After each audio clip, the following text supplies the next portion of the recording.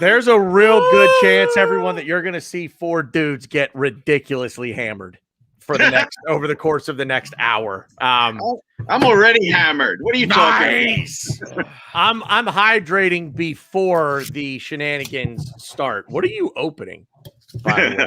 I'm opening your mom. Sounds like a bottle of water. And that was done years ago. Oh, shit.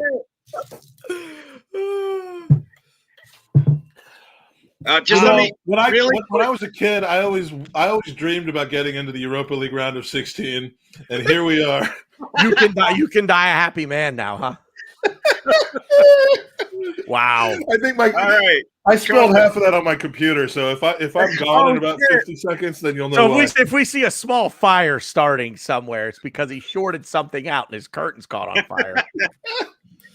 But reviews. So yeah, right. Yeah. So did we win? Did it actually happen?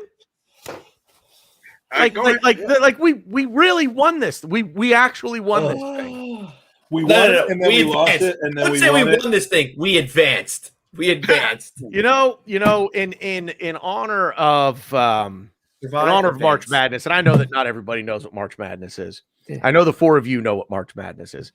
The saying in March Madness is survive and advance. Survive and advance.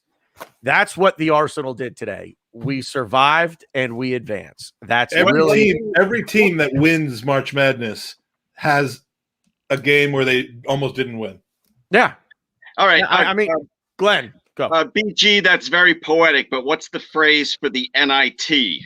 Because that's what we're in right now. 60, yeah, it's true. We are the 69th. We have an opportunity to be the 69th best team. No, not quite 69, but that's so hot. Well, no, but literally that's what the NIT is. If you win the NIT, you're the 69th best team in America. But before I forget, Mike, I have never been on a show with you. It is such an honor. I am so happy to see your face there. I do have to say that. Glenn, look at the size of his head. Do you think you have to make it bigger? The word honor is a little bit out of place. But no, you know why it's not? Because you get like the biggest guests on your show. You are fantastic. All right, I'm done. But I just had to say that. You know what? Oh God.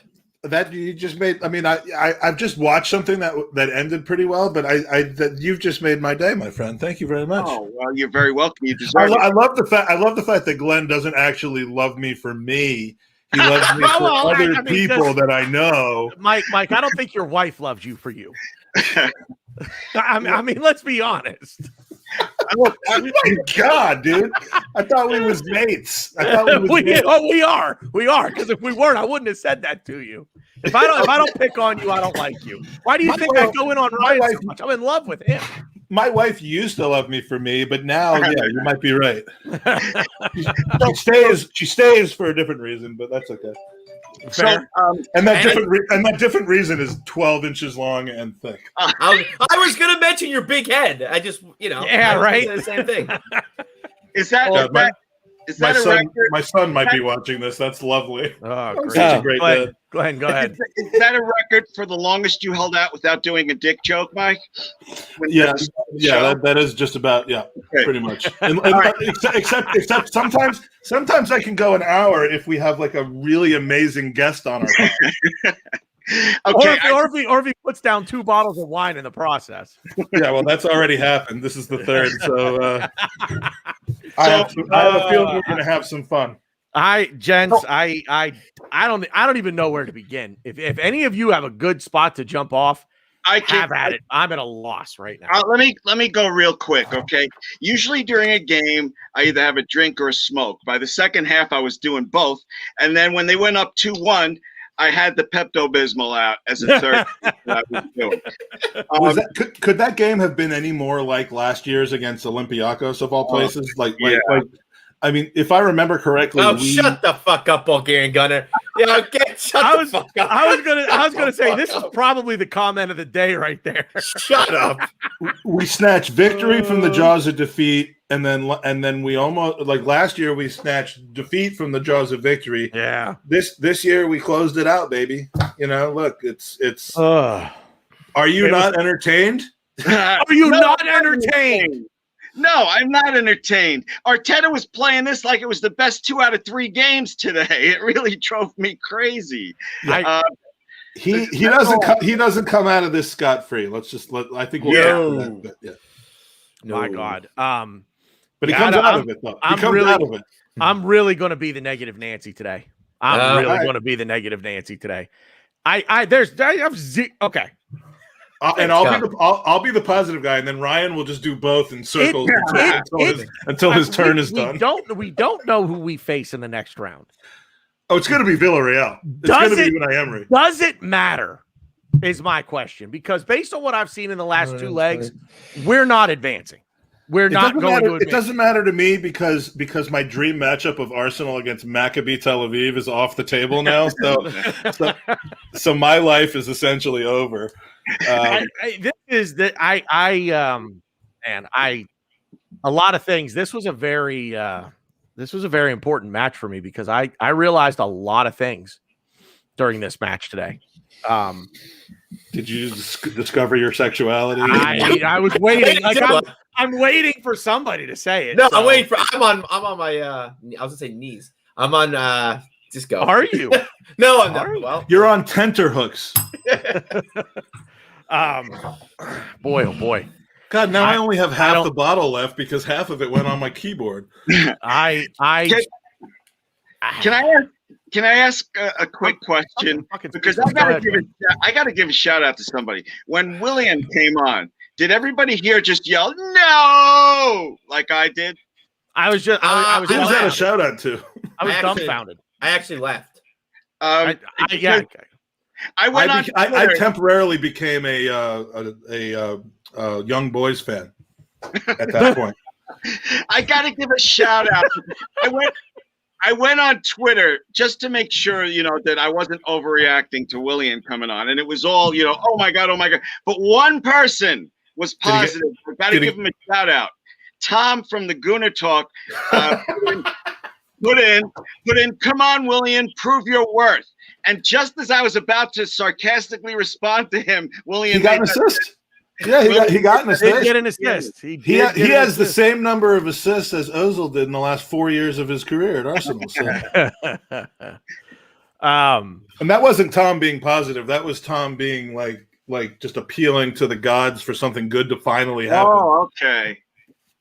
Wow. I really I'm literally silent. I don't know what to say. Honestly, God, I don't know what to say. I'm thrilled that we're moving on. I'm thrilled that we won. But everything that I just watched gives me zero hope of doing anything of significance in this competition. I could not disagree with you anymore. That's so funny. And I'm not known to be a positive person. I could not disagree with you more. There's not one thing I saw in that match that leads me to believe that this team against a better side can do anything. Well, that's the brilliant thing you bring up, a better side. A lot of teams that I'm looking at right now that are advancing are not better than Benfica. Granted, I'm not saying we're going to get drawn against those teams. Benfica looked like Benfica today. They did not look like Benfica last week. They look like Benfica today. Yeah. And that's, I mean, they're not as bad as they played last week, but they were much better today than not than us, than they were the previous week. But like on any given Sunday, Tanner. Absolutely. That's why the games are played. That's why you don't play the games on paper. 100%. I agree with you. But I'm watching this and I just all of a sudden through 90 minutes and I'm watching this and I'm thinking to myself, everything that I've watched with this team under Mikel Arteta, with the restart aside, and now that we seem to have a system, his system sucks. His system sucks. This is slow again today. That's what he's saying.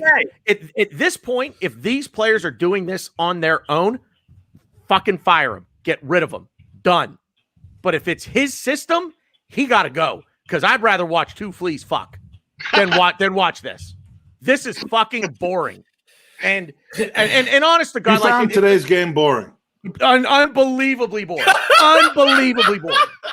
The first, I agree with him. The first unbelievably boring. Was why? Because we scored 3 goals. Look what we did in between the 3 goals. I'm going to now do an impression of what Arsenal did between the 3 goals. No, I was like you. Nothing. They did nothing. I'm literally watching players with 25 yards of space, and I've been beating this drum for months. 25 yards of space in front of them. Stop, turn around to face their own goal, and pass back to a center half. Why? Go the goals that way. Do you know that if you don't score, you can't win? Go that way. Go that way. Is there a training drill where, like, in the middle third of the park, like, you would get like an electroshock if you passed it backwards? There are good reasons to pass it backwards in the final third. You know what? Put shock collars on all of them, and every time they pass the ball backwards, zap them.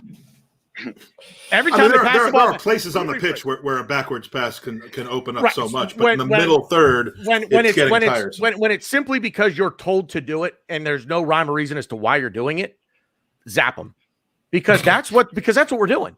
We're passing the ball backward because that's just what they're told to do.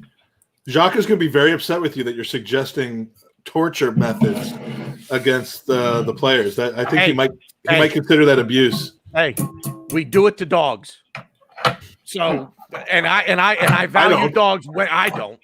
But that, they make the value dogs AF, but like no, I don't. Yeah. You know me and dogs, but I don't know, man. I know we won and I should be happy. I'm not.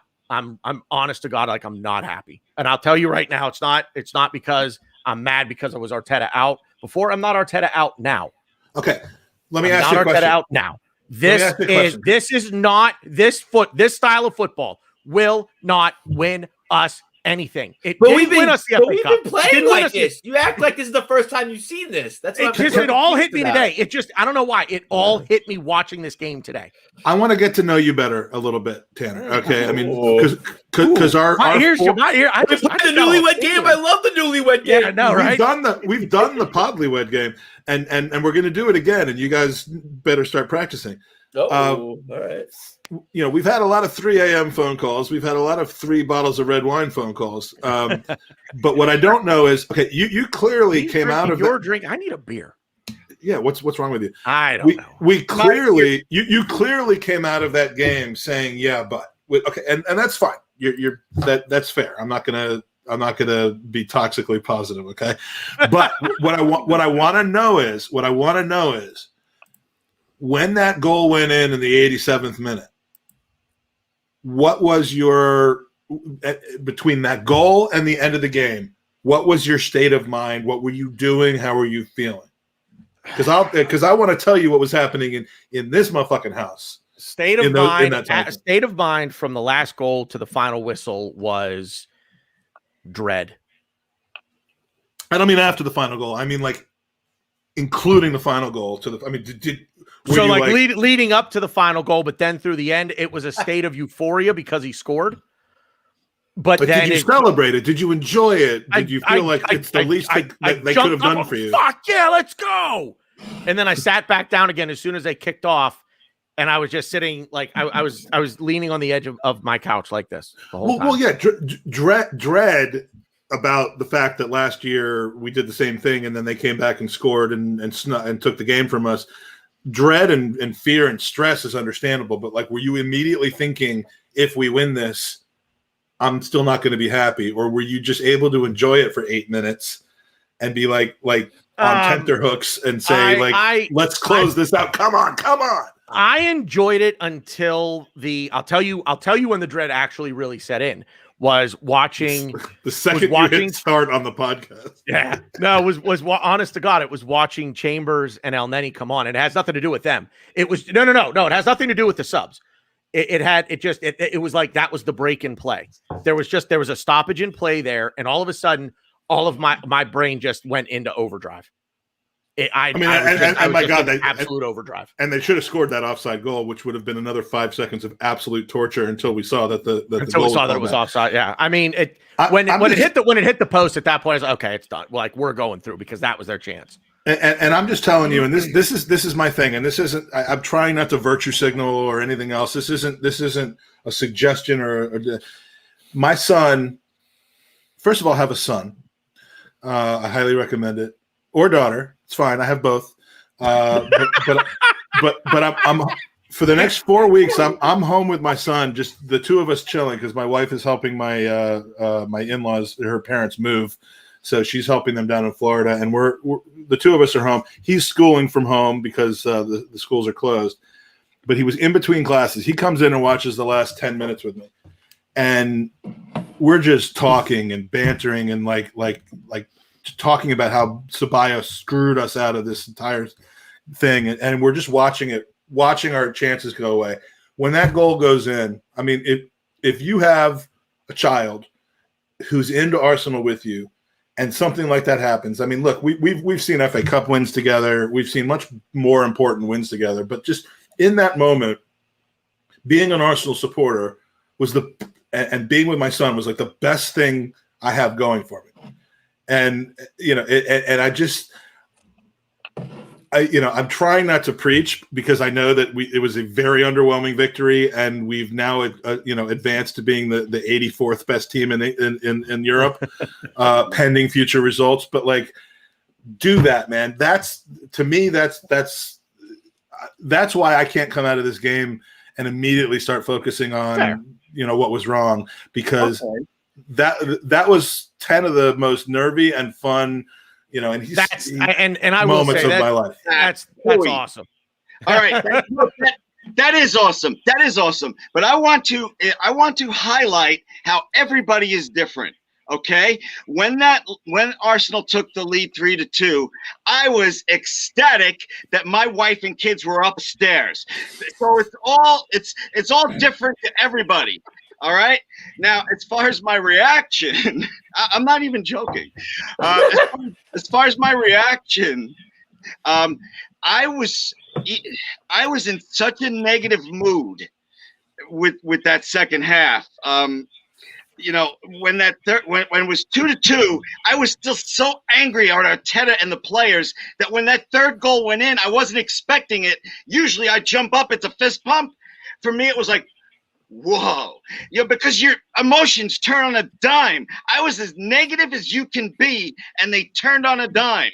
So I was sad, which made the happiness so much more like so much of a relief. But like, and you just said something, and Tanner, this is the problem when you invite other hosts on of their own podcast.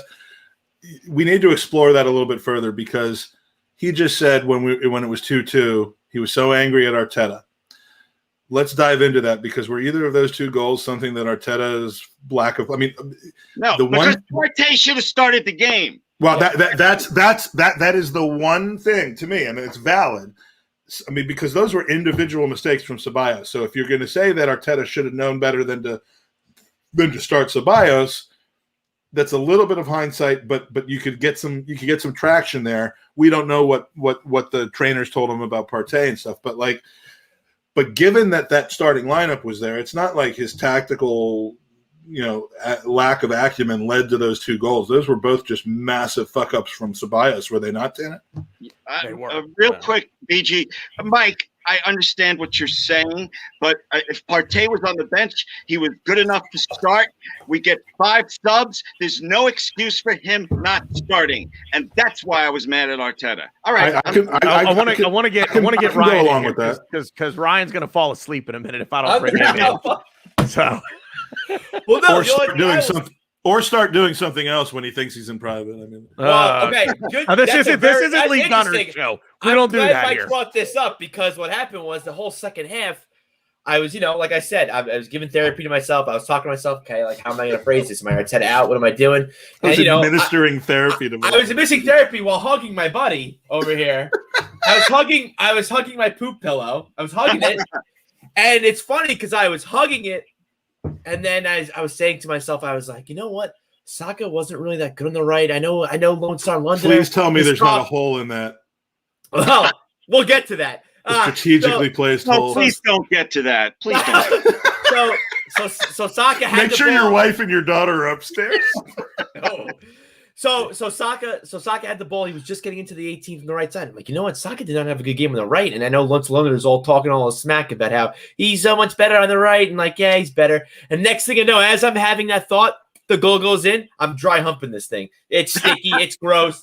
Whatever. But the point is most people's celebrations require it's a whole body thing. It's not just a humping. It was massive gyration going on with Mrs. Poop. I'm getting a beer. Ryan, I can't unhear these things. Please stop saying it. Listen, Glenn, if it makes you feel any better, it was a dry hump, okay? It's fine. It's fine. Started that way. Yeah, it started that way. And then it always starts that way. And then after the goal, I don't know if any of you guys have seen the movie Little Giants, but there's a scene in the movie where one of the Giants player has the ball and he's running around and all the Cowboys are chasing him. And he's like, blow the whistle, blow the whistle. That's how I was. And the dry hump turned wet when I was pissing myself because I just wanted the game to end. What's wrong with you people? What's wrong with you people? Was it a shame ejaculation? Well, it was a dribble. It was a dribble. That's all I'll say. It was a little dribble. You got to save some for the round of 8. Yeah, well, that's true. It also depends on who we draw. Did Tanner go to puke? Is that like maybe? Or he went to do something private of his own because things that I do in contents of my own house sometimes get him aroused. But to each their own. Oh my God. So can we? I mean.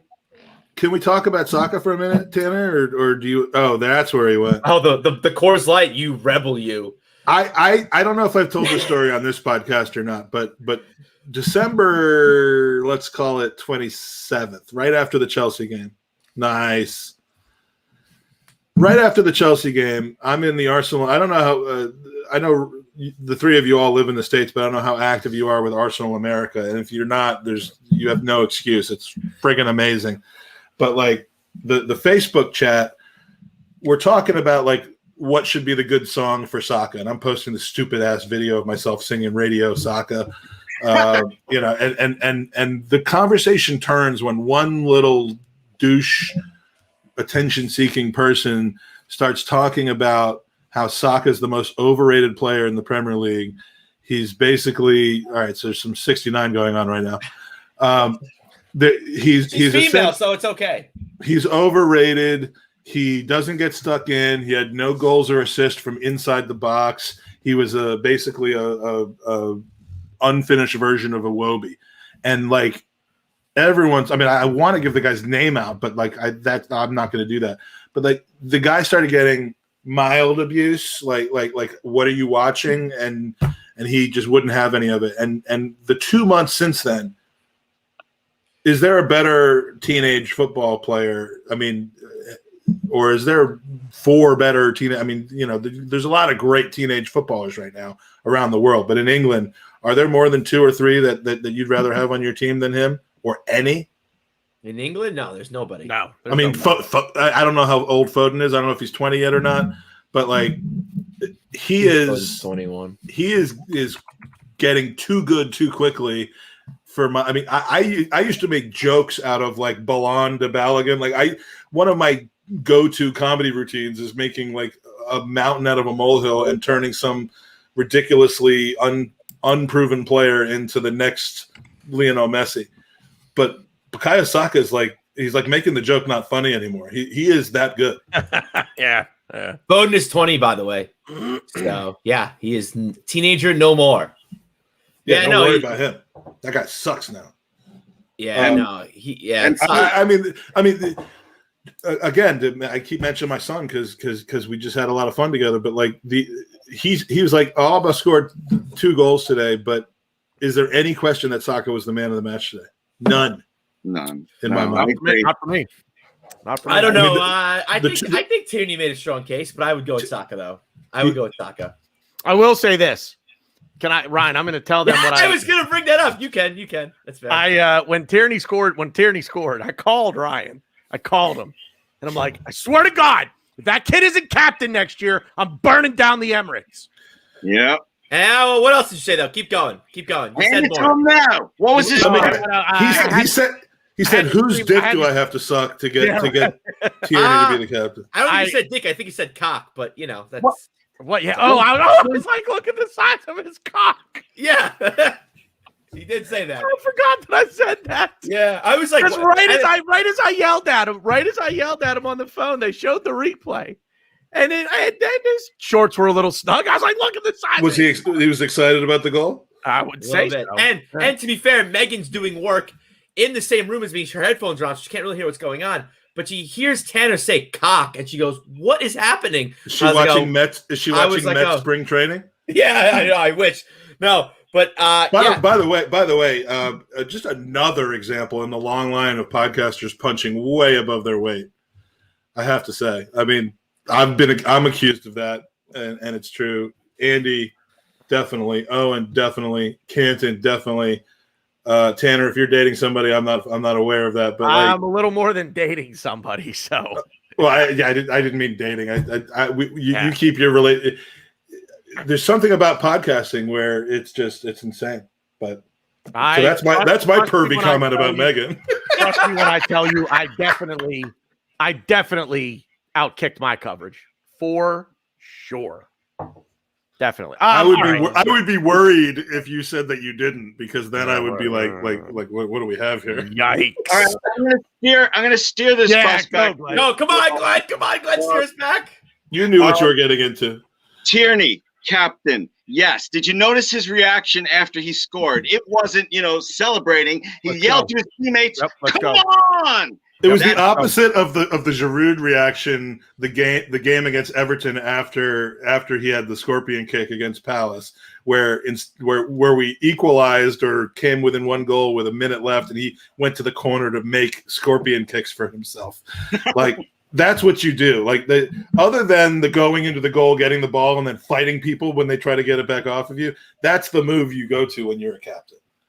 I loved it when he yelled "Come on" at everybody. He is my captain. Just give him the captaincy already.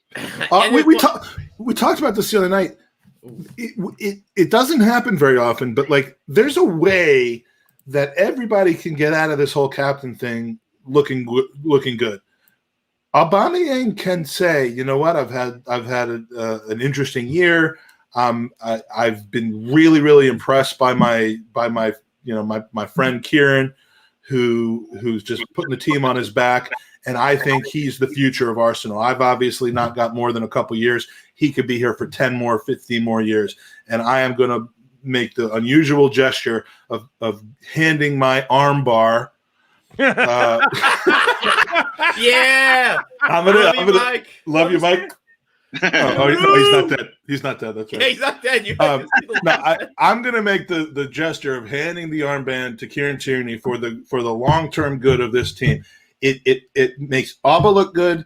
It makes Tierney feel like he's almost guilted into staying here for 10 years. and then the team has the proper leadership going forward. Nobody ends up coming out of that looking bad. Why can't we do that? I agree. Yeah, I also think Tierney will make Arteta look good too. Not saying we won't sack him in the future, but I think having Tierney as our captain, having Tierney as our leader, it's going to look good for Arteta, and I think it's going to keep Arteta in a job at least for now. So I think it's definitely the move we need to make, but I don't see it happening until the end of the season, though. I mean, Auba needs an out. Auba needs an out. I mean, because for him not to be coming out of the tunnel and giving interviews after losses, but doing it when he scores a hat trick.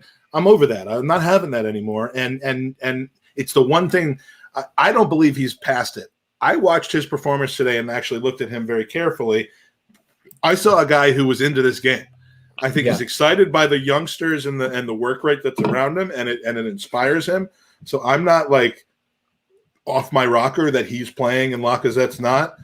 I back him. I think he's got goals in him, and I think he's got two more today.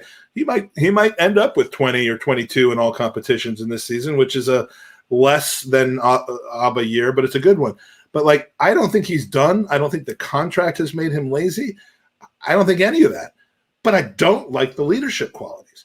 And so if he could just take the pressure off yourself and just make Tierney the captain and make it at least appear as though it's your decision.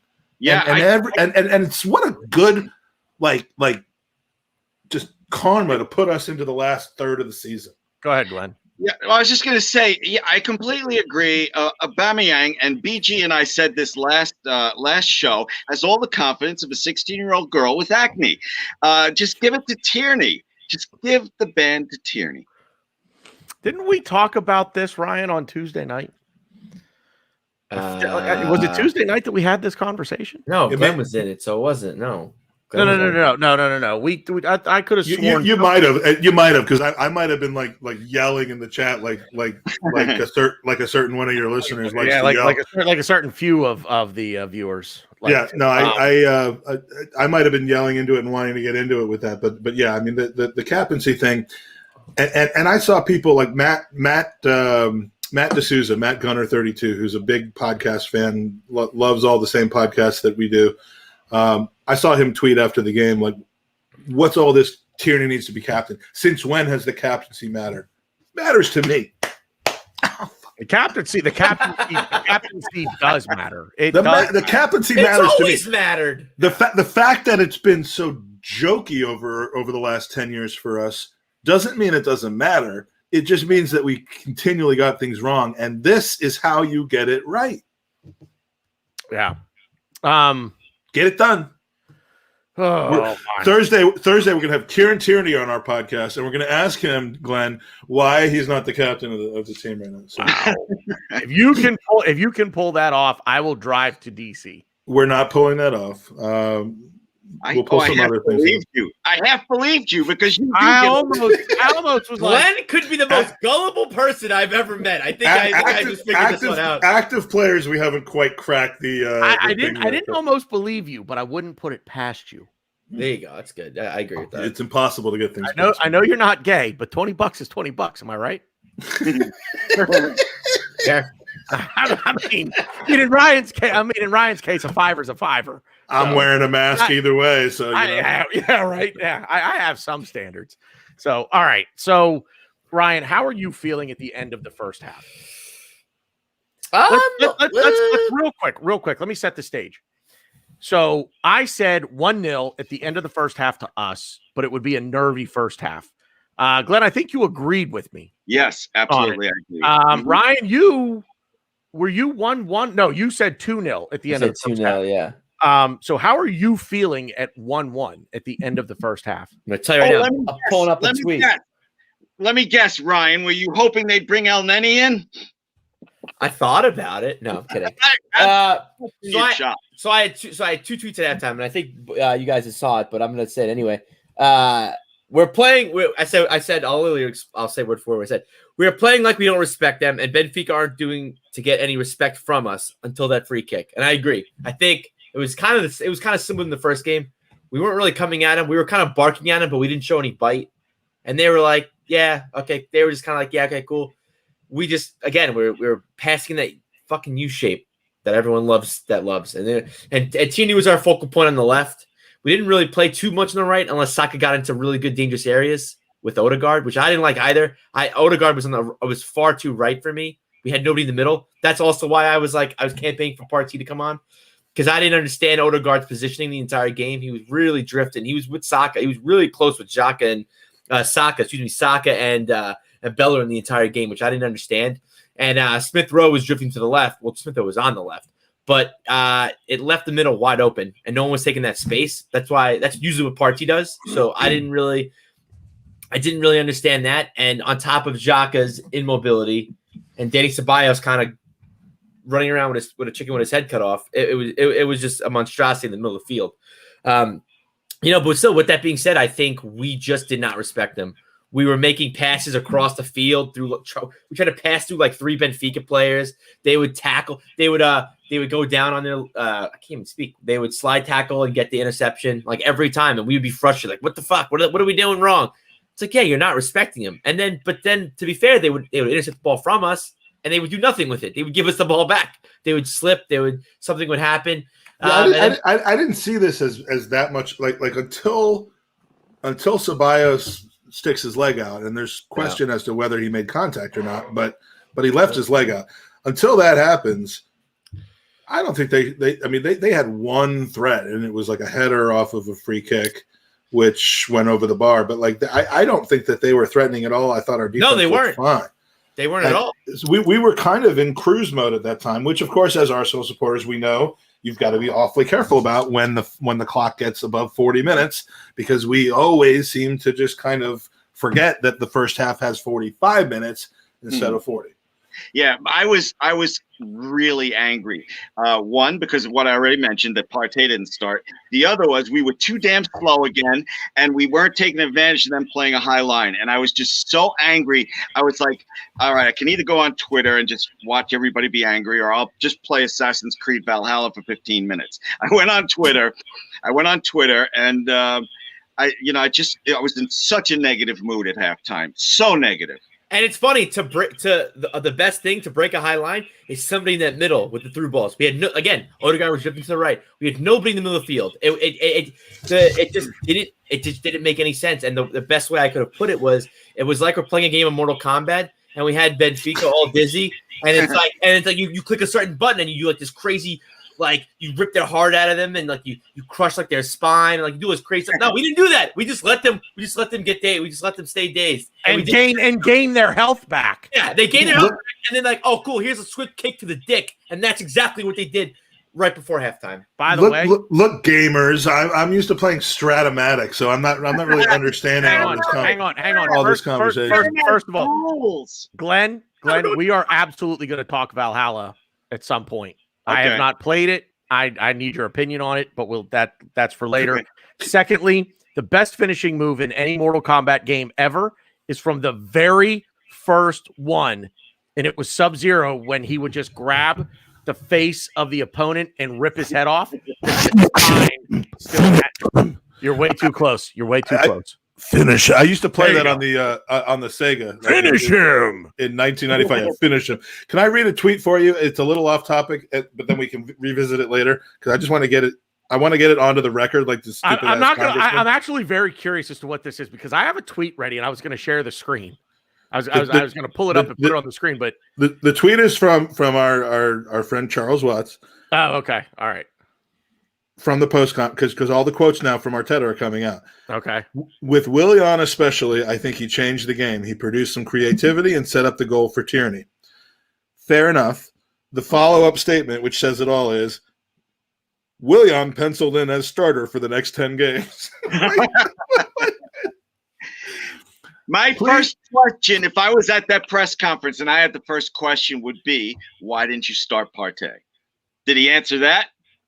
I'm not going to say he didn't. I don't have that information yet. He probably wasn't asked. Well, but you know, these guys lob him softballs, man. It's all they do. They just lob up softball after softball after softball. Okay, Claude. They do. That's there's no such thing as journalism anymore, man. Oh yeah, I totally agree. Journalism is dead.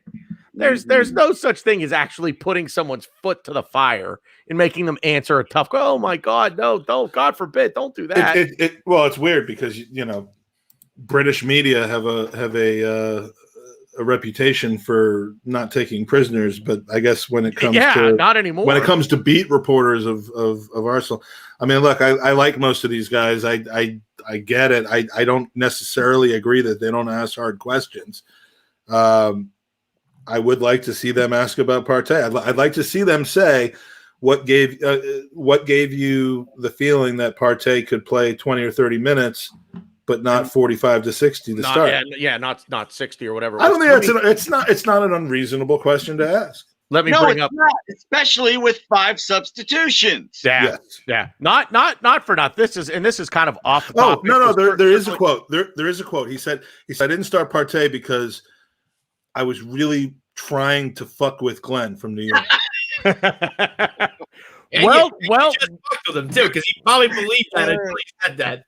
Oh, shut the hell up!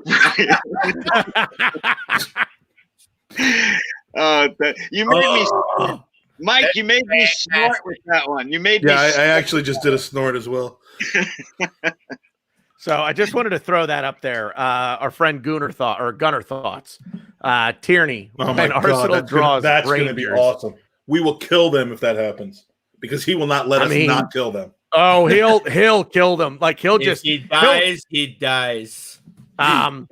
Glenn, Ryan, I'm not sure you've ever seen The Last Boy Scout. Glenn, I'm going to go out and say you have seen it. It's the very opening scene of The Last Boy Scout. The opening scene is the only reason to watch that movie. Yep. If you don't know what I'm talking about, it's a Bruce Willis and Damon Wayans movie. And the opening scene is an American football game. And the running back has the ball. Good. And as he's running down the field to score a touchdown, he's literally with a gun shooting defenders. He pulls a gun out of his jersey. Yeah. And he's bouncing off people and throwing off people. And then finally. Kieran Tierney will not use a gun because Kieran Tierney's a man. He will just look at you and you will drop dead. Kieran Tierney will give you the look of death. And you will just drop dead. Like your skin would you rather fight Kieran Tierney or whatever the other option is? I'd rather do that. The other guy are those the people that you mentioned from the video game that you were talking about, the stupid Mortal Kombat? Mortal Kombat, yeah. Wait, would I rather fight Kieran Tierney or what? Or whoever the guy is that was like finish him. Or fight Sub-Zero? No, I'd rather fight Sub-Zero. I'd rather have my face my head ripped off my neck with my spinal cord dangling there and spinal fluid just shooting everywhere than fight Kieran Tierney. That's what I'd rather do. I think we should set that up. Okay. If you can find Sub-Zero, game on. You can find Sub-Zero, game on. So, Mike, I don't know if you answered. I've got my contact, so we'll see if the gerbil. Yeah, right. Yeah, you do. How are you feeling at the end of the first half? I think you are the happiest guy on this panel right now. I really do. I'm the happiest guy on this panel, but that doesn't mean that I don't have my moments. I mean, the first half, I was gutted because it's been a while, but how many times do we seem like we're getting the job done and then something happens? I mean, we saw it against Wolves. We saw it again today. Again, under Unai Emery and early in Arteta's career, how many goals have we given up in the 40 to 45th minute of the first half? Like 761, I think, is the answer. And we just haven't traditionally known how to finish off a strong half. And it was devastating because I felt like we were doing exactly what needed to happen. I mean, I took some notes. I was, I thought that the swagger set in after our goal. I thought we started playing a little bit looser, a little bit more energetic. And when we do that, it's not sloppy, it's confidence. And I liked it. And then when it doesn't lead to another goal, then the tables start to shift a little bit. And going into that first half, there's every reason to be negative about it. I mean, the game's back to 0 again, and you know that the very next goal that they score, if they can score again, is going to be like really, really traumatic because we're going to have to score 2. And when do we ever do that? When do we ever go behind a second time and then fight back again? Like in the FA Cup final, we went down early and fought back, but like this was almost a double because of the away goals rule. So how was I feeling at halftime? Pretty pissed off, but there was still 45 minutes left, and I wanted to, I was feeling a hell of a lot worse after they scored the second. Well, yeah. Because not only was that not something that they did really well. I mean, the first goal, Ceballos is responsible, but there are things in football that you can't stop. And a free kick, like again, because we're going the video game route, like when you're on a video game and there's something where like if you hit the perfect, I hate video games. If you hit the button in the perfect way, or if you're actually a real athlete and you strike the ball in the exact perfect way, it doesn't matter how many people are on the wall. It doesn't matter whether there's a guy lying down behind the people on the wall. It doesn't matter whether they jump or whether they move. It doesn't matter where the goalie is. It will go in. It's just that you've got like a 1 in 100 chance of hitting it like that. Maybe some players may have a 3 in 100 chance of hitting it like that. And the rest is up to everything else. That was a situation where he hit the 1 in 100 or the 3 in 100. I mean, it's you can't stop that. It's a no, you can't. No, you can't stop that. That's not on Arteta. That's not on Leno. It's not on anyone in the wall. It is on Ceballos, but only kind Ceballos of retrospectively. Right. Retrospectively, which, if he hadn't scored, no one would be talking about how Ceballos left his leg out. So hard done by. Second goal, there's nothing hard done by about that at all. And I know you asked me how I felt at halftime, but I was angry as AF. I'll say this: when the second goal went in, you don't head the ball backwards on purpose when you have a player running at you at full speed and you're 40 or 35 yards from your keeper. That's something you do if you're defending a free kick and you have an awareness of where the players are around you. If you don't, head it forward, because at least you get more people back that way. He meant to head that backwards, and that was that was diabolical. All right, this is not an excuse for Ceballos, but I'm not going to be as negative with him because everybody makes mistakes.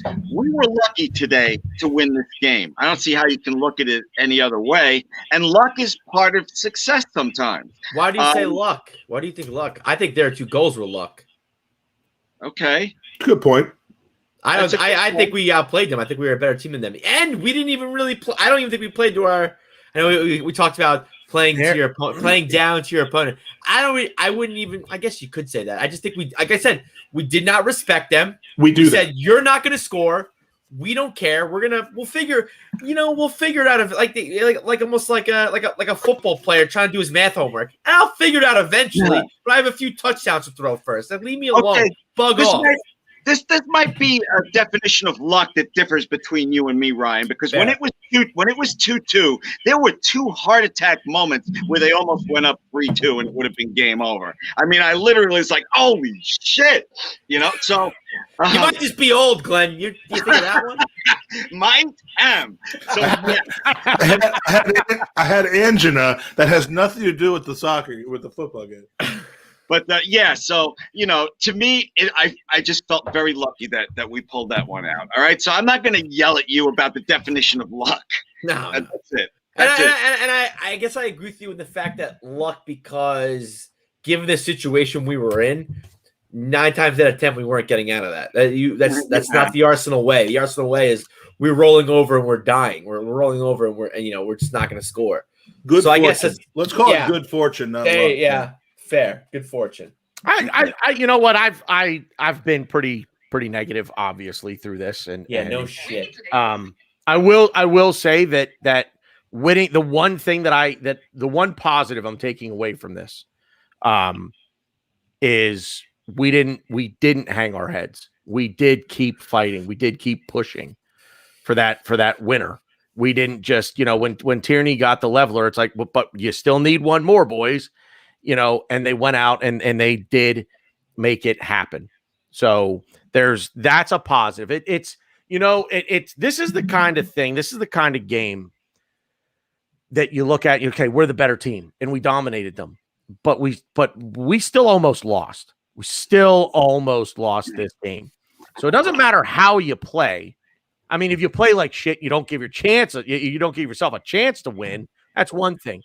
But even still, like you have to win the game. You have to beat the opponent. And Ryan, you're right. We just looked uninterested for a little while. Just like do. We're better than you. So, and what do I always say? Hard work is going to beat talent when talent doesn't work hard. And this game was almost a perfect microcosm. I hate that's so American, but that's such a good comment, though. I prefer to say mentality and approach matters much more than quality, but it's the exact same thing. Because fact is, you're not the better team, but if you go out and you work your dick off, you're going to have a chance. You're going to have a chance, and you know what? Benfica, that Jorge Jesus, their coach, their manager. Dude's been around a long time, and I guarantee you, in his office, when no one else is in his office, and he was looking at these games, he's looking at it and he's going, "We just got to outwork them. We're not as good as that. We're not as talented as they are, but if we outwork them, they can be had." and that's exactly how it goes. That's how football is right now. I mean, almost everybody. That's why beat everybody else. That's why Kieran Tierney needs to be captain, because that dude, game in, game out, he's dragging people, kicking and screaming to put in the effort that he's putting in. That's why he's the captain. If he gets another injury, would you start him just like lying on the sideline and play 10 men, like just for his like influence on the club? Jack Youngblood with a broken fucking leg for the LA Rams back in '79, and he played in the Super Bowl. Yeah, Kurt Angle with a broken fucking neck. Even better. Even better. I'm just saying, like even if he can't run at all, just put him in a chair right on the touchline and play 10 men and just let him lead the team. And I think we might do better. I still think he'd figure out a way to have an impact, because and when he was done, his arms would look like Popeye from rolling that chair up and down the pitch. That dude's a beast. So you asked my reaction about the final goal. So now I'm going to ask you, all of you. Glenn, I'm going to start with you. Well, I already told you, I was in such a negative mood. I didn't think that we were going to get that third goal. And so as I'm sitting there steaming, I said this before, I was just, when they scored, I was like, whoa. You know, it was because my emotions turned on a dime, as I said before. That's all. I give short answers. What's that? What was the very last thing? No, the very last. What was the very last thing you just said? I said I give short answers. Oh, you give short. Yeah. Ryan? I mean, I don't know if you guys want me to demonstrate what I did when they scored. No, I know. Hang on, Glenn. Hang on. Yeah, Ryan. Demonstrate what you did. Go ahead. Let's see it. Come on. Wait, did you hear what I said? Because I know you weren't here. Yeah, I know you don't have the stones to reenact it. I mean, there's a hole here. I don't know if you want me to show you. I can show you the hole. Mike's not even paying attention. No, I heard hole and I tuned back in again. No, Glenn, this is what happens when Mike comes on the show. This is what we get. But it's funny, and I'll repeat myself for this little part, because I don't know if Lone Star Londoner was in here, because I'm giving him a shout out. I guess I was thinking of his comment on Tuesday at Same Old Arsenal podcast when he talked about how Saka is so much better on the right than he is on the left, and I was saying to myself, hey, he had the ball on the left, right. I think he was like inside or about to be going inside the 18. It's like he wasn't really that good. He had assist to Aubameyang, but he really hasn't affected the game. Other than that, he tripped up. They're really keeping a tight lid on him. You know, he's not really is Saka, boom, the goal goes in. Is Saka that much better on the right than the left, or is him being on the right allowing the person who is on the left to be much better than the person who would otherwise be on the right? Like for example, that's very complicated, very intellectual. But what I'm saying is, like when they switched him and Pepe. No, I know exactly. Yeah. Was it that Saka got so much better because he was playing on the right, or was it that Pepe got so much better because he was playing on the left? I think it's that. And Saka did a job on the right he didn't lose. I think Saka's good on both sides. I'm not going to go into stats. I'm not going to dig in anything. But what I will say is, I want you to explain the XG to me on the left versus the right now.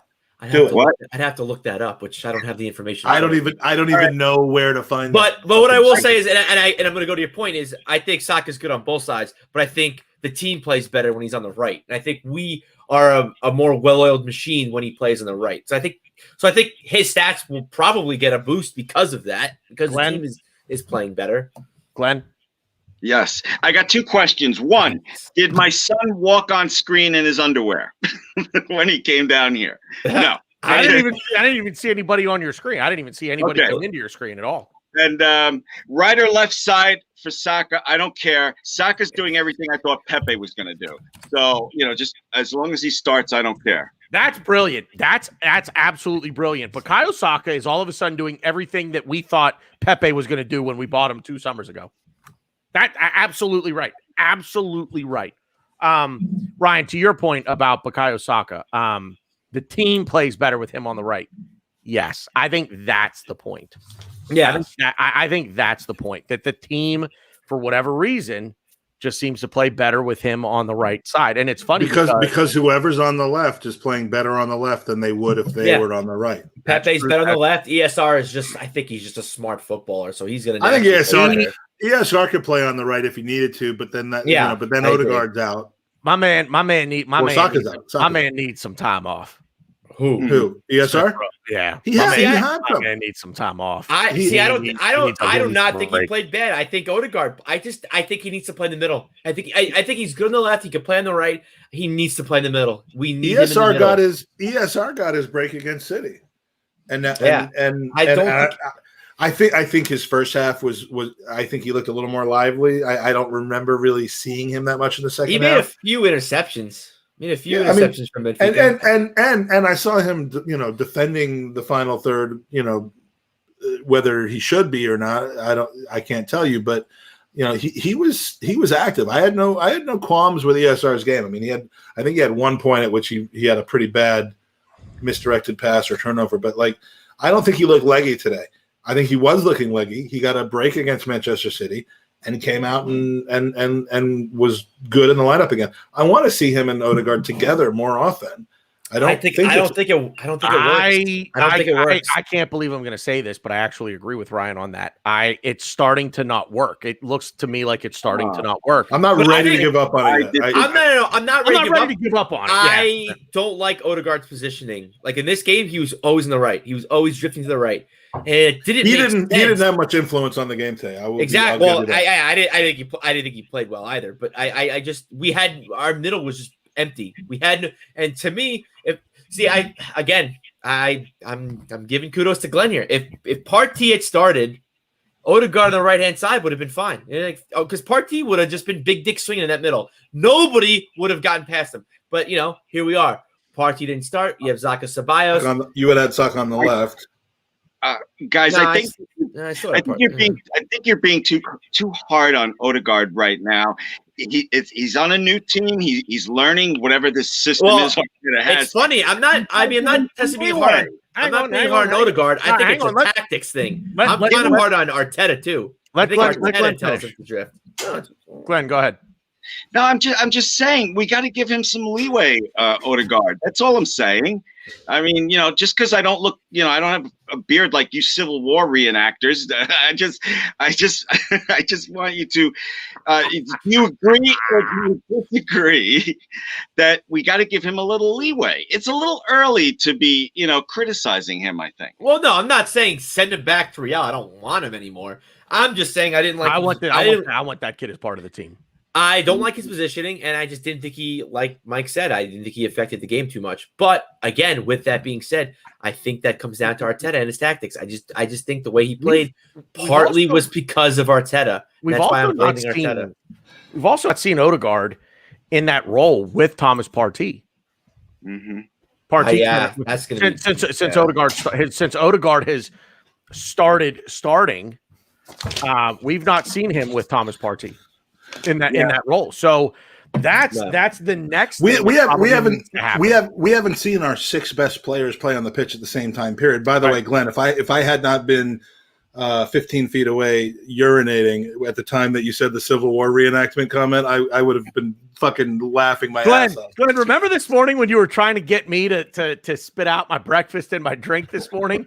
You've had a few of those, but you've come close with Mike. That was funny as fuck. It's just I was literally taking the piss at the moment. But like we've yet to see. Hope you didn't spill. I mean, look, if my middle name is AIM, right? It's Michael AIM Feinberg. So, all right. So there's a joke in there somewhere. Give me a minute. I'll think of it.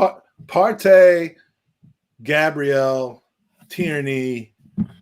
This is going to be your segue, but Martinelli, Rowe, and Saka.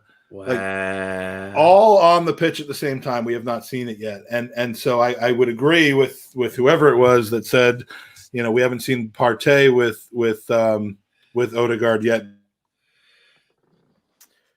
Did you just freeze? And Mike froze. Yeah, Mike froze. It's way too early to judge him in a negative fashion. It's way too. I'm sorry. My internet went out, but it's way too early to judge Odegaard in a negative fashion. As far as 100%, 100%. Whether he's worth the 80 million euro that apparently Real are starting to quote us, that's we don't have to. That can't even be remote. It could be real because they need the money, but it's going to severely drop, and we're like, no. Yeah. Okay, 60, 40, 10. 5. Well, okay. Yeah. They need the money. Who else is going to come into it? But we got to talk about this Martinelli situation before we're done. I don't know if you're there yet, but interesting. The only thing I'll say on Martinelli, Glenn, I don't know if you were thinking. All right, let me. Okay, I keep asking, like, where was your head when this happened? Where was your head when that happened? Where was your? It was in Virginia. Mine was in Virginia the whole time. Oh, really? Your wife is home? I thought she was out. Yeah. Glenn, stop encouraging him. Sorry. It's too easy. Glenn, what was your first? Oh, Virginia. Thought? I thought he said something else. Sorry. When you saw, excuse me, when you saw Willian coming on as the first sub, we're down. Literally, no. WTF? What are you doing? That's exactly what I did. Yelling at my TV like Arteta could hear me. I do that quite frequently. Thank God the dogs aren't here right now because they do not. They Who let them out? They can sense when they're with. Yeah. See, the thing that drives me crazy, we touched on this a couple minutes ago with Arteta, is players get in good form and then he sits them. It's met. Do you guys agree with that? Yes. Yes. Wait, I didn't hear what you said. What? All of a sudden a player comes into form and then Arteta sits them, and they now all of a sudden they can't get a sniff. Well, let's name some examples. Pepe, Lacazette, and Pepe. Anyone other than Willian. Pepe, Lacazette, and Martinelli. Yeah. And Pablo Mari, although if you don't think that he was actually injured, which I actually do think he was injured. Yeah, but just real quick, let me just real quick. Let me shout out everybody in the chat box right now. I know Tony's in there. Tony Turner's in there. Thank you, Tony. Bulgarian Gooner, Lone Star. Everyone donate to Tony, my friend. Yes. Love me some charity. Well, that sounded weird. I am into charitable causes, and Tony's is a very, very valid one. And, yes. In fact, Tony, do me a favor. Copy the link for the GoFundMe and drop it in the comments for me as long as you're still listening, please. Because I don't think I included it in the description. I can edit that. But please copy it and post it in the comments. Everybody, Tony needs a prosthetic leg. He's got a couple of dogs that he's got to take care of. If you know anything about me at all, my passion is dogs. I've got 3 beagles of my own. But Tony, and my passion is legs. So it's like perfect.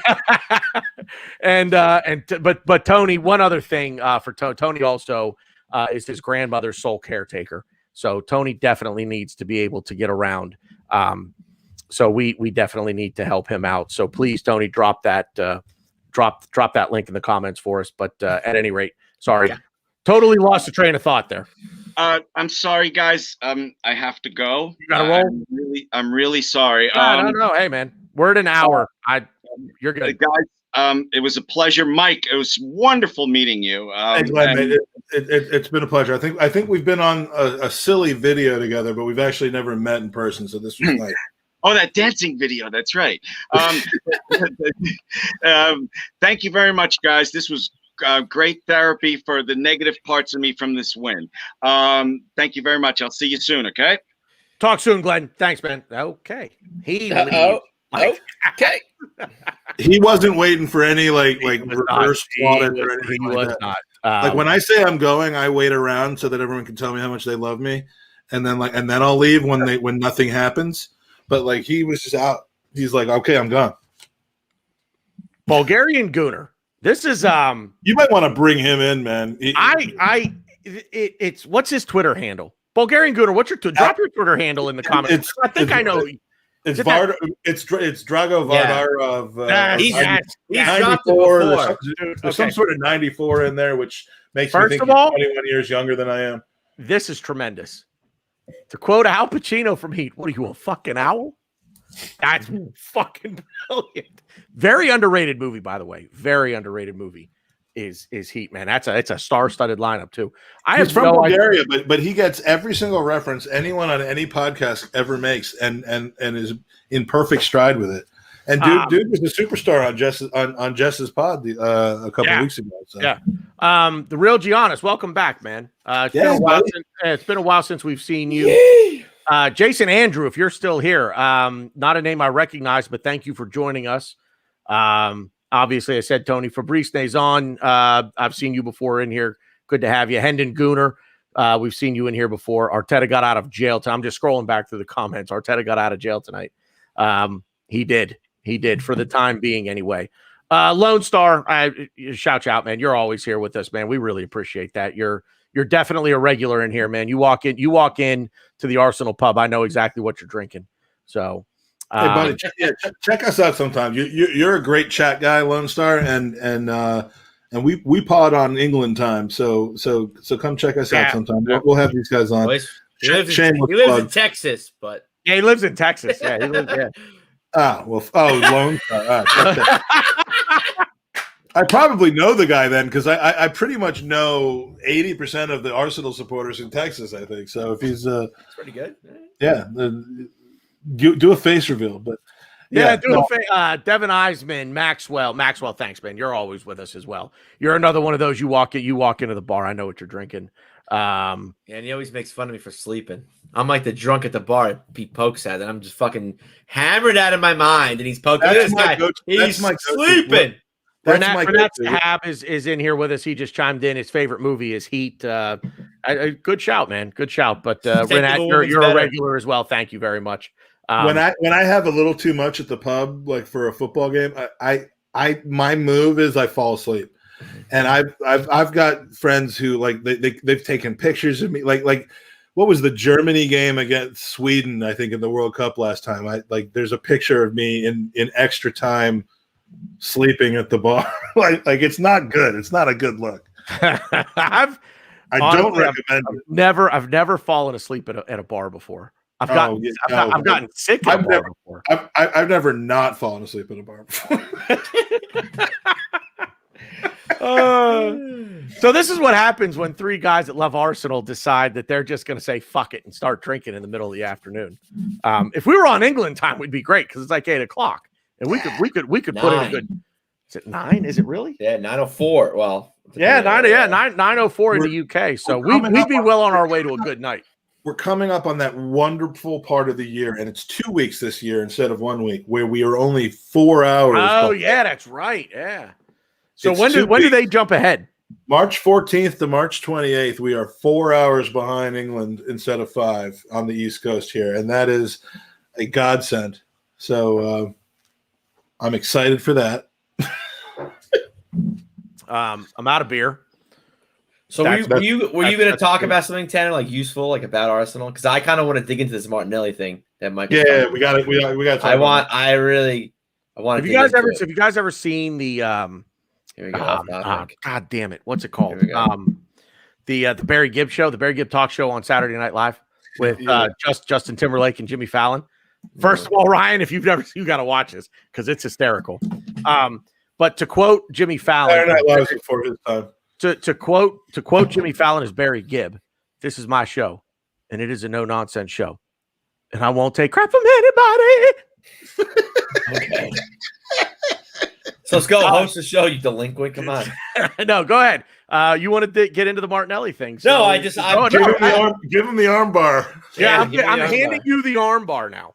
No, I'm just curious what your thoughts are, because I would like. I would think I could gauge that Mike is a big admirer of his. When I like him, I think he's an energetic player. I think he's. I am, but I have a take, and the take is nuanced as always. Floor is yours. Because that's a word I use frequently to try to look better than everyone else. It's nuanced, and it doesn't work to anyone else. It works for me. And I'm going to give props again to Jess because Jess is doing some content that is unique, and she had Ravi Brar on, Dr. Ravi Brar, who I've seen on Twitter for years. He's a physical therapist or like a muscular doctor of some sort. I'd love to have him on the pod, except it'll seem like we just ripped her off. But like, and he did a YouTube video about Martinelli and about how, with his kind of injury, he may have come back a little too soon, performed a little too well, had a couple of scares, and now they're really, really taking it easy with him. And, the goal of that video, I think, besides accuracy, was to kind of allay your fears that he was just being frozen out by Arteta, because we've seen that before. We're seeing it right now. We've seen it constantly where players are being frozen out. Mainsley, Reece Nelson, you could go on and on with that list of people who you'd think, Balogun or whatever the case may be. But he's been on the bench for every game like the last 3 weeks. And we've had somewhere between 3 and 5 substitutes, and he can't get on the pitch. And hey, Danny, I don't understand. Like, Willian before Martinelli, really. Martinelli is just work rate, quality, and X factor. Willian is like Z factor and look, Willian wasn't awful today, okay, but he didn't show anything like remember, we were coming from behind. We had to make things happen. We didn't have to just switch to somebody with more defensive capabilities and do blah blah blah blah. Willian was brought on to change the game, and I'm sorry, but you're bringing on him before Pepe and before Martinelli. Something is going on with Martinelli, and I don't like it.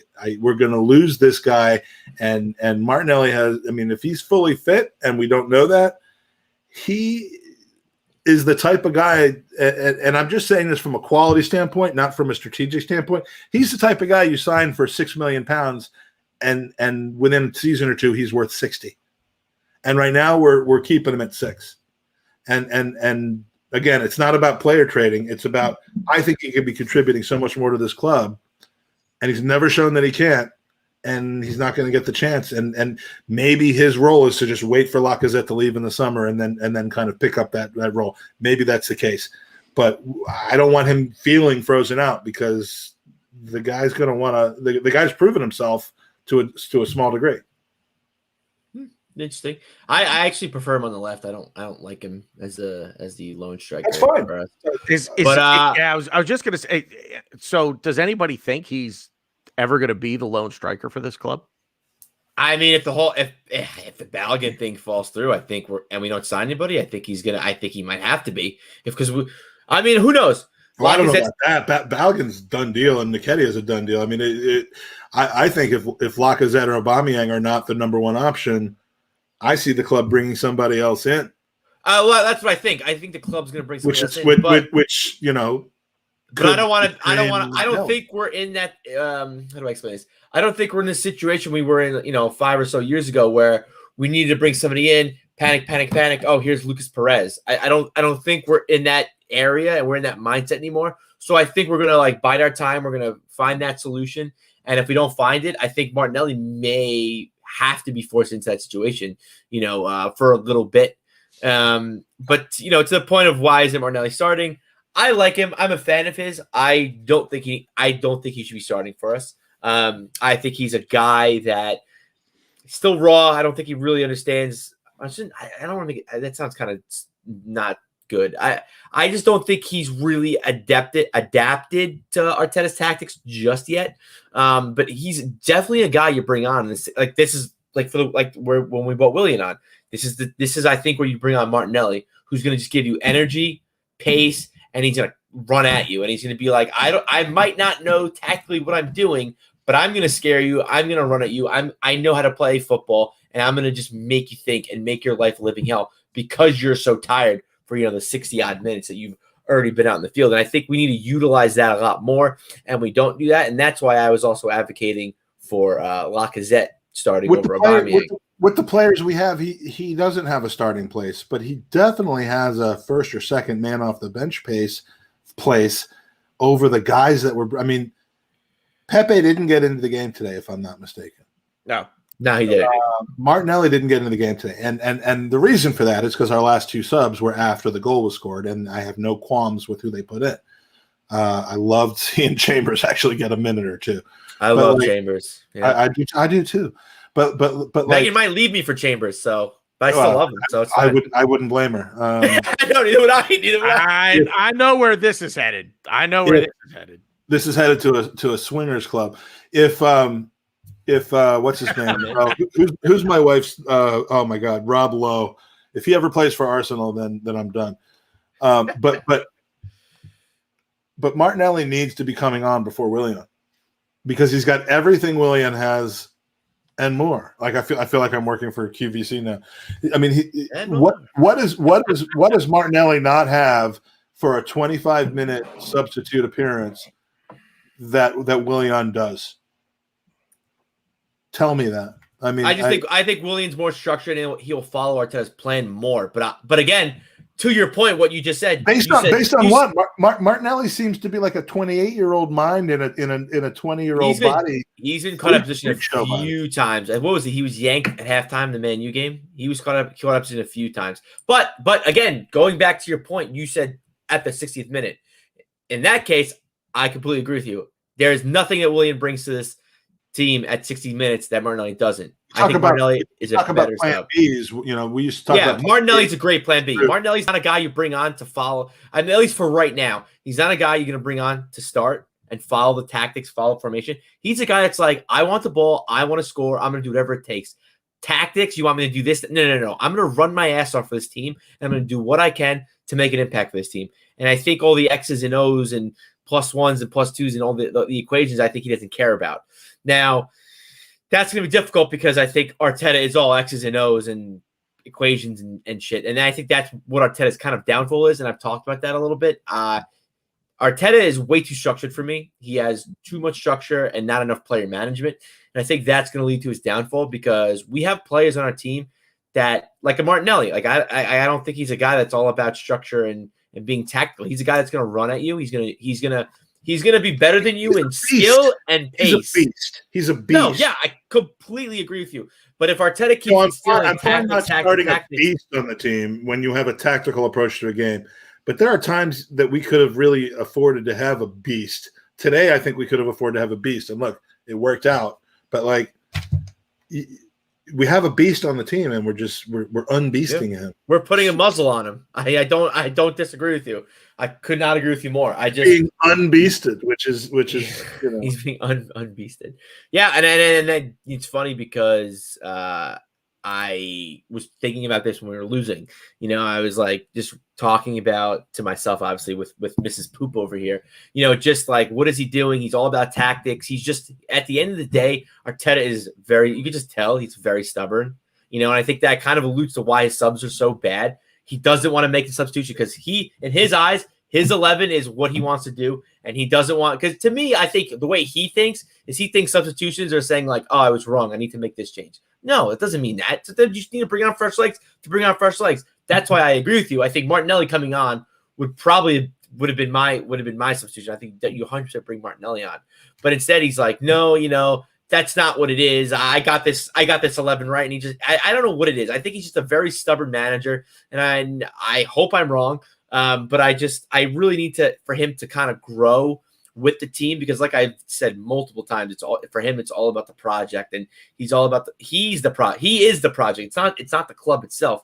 And I think with that, he needs to kind of grow with the players, because whereas he may think his seat is not going to get, or he may think he's not going to be out of a job, and all these players might be, but he needs to grow with these players, because these players are in it for the long haul. And someone like a Martinelli, like a Saka, they can't move. We can't sell them at no cost. We need to build around them. And, you have players like Lacazette, Aubameyang, who are, slowly on their way out, but we need to squeeze their juice as much as we can until juice is probably a bad word I should have used, but squeeze them for all it's worth until they leave. And we bring in these, you got your Basumas, who I really want. The guy from Celtic. I have to stop you there. There's one Basuma. There's not Basumas. Basumas, yeah, I did pluralize that. Like sushis and sashimis. That's one of my pet peeves, except I do it also all the time. The one thing I hate the more, just because we haven't actually, I don't think maybe more than once podcasted together, when people talk about the basumas of the world, I'm like, how many basumas are there in the world? Like what? Who are you talking about? There's got to be multiple basumas. I would have to assume there might be multiple basumas, but you're not talking about all of those. Yeah, I know. One of them. Like when you've got the Ryans and the Tanners and the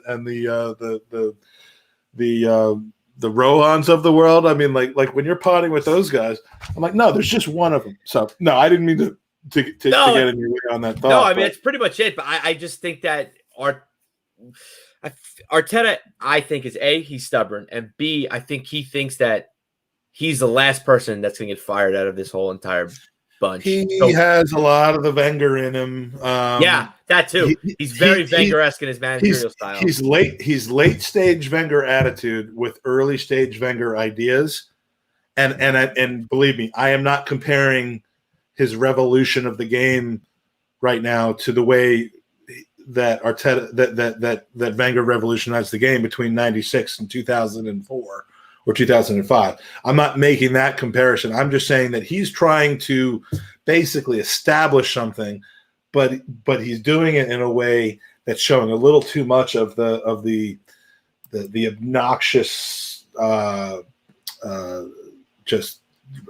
stubbornness that Arsene Wenger was known for.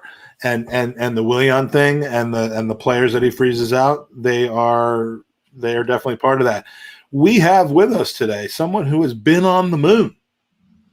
And Tanner just put him up. I mean, like, if John Glenn can come on this podcast, and we did have a Glenn. We did have a Glenn. He's not a John Glenn, but like he's on the moon. I wonder if they're related. And he's a gooner.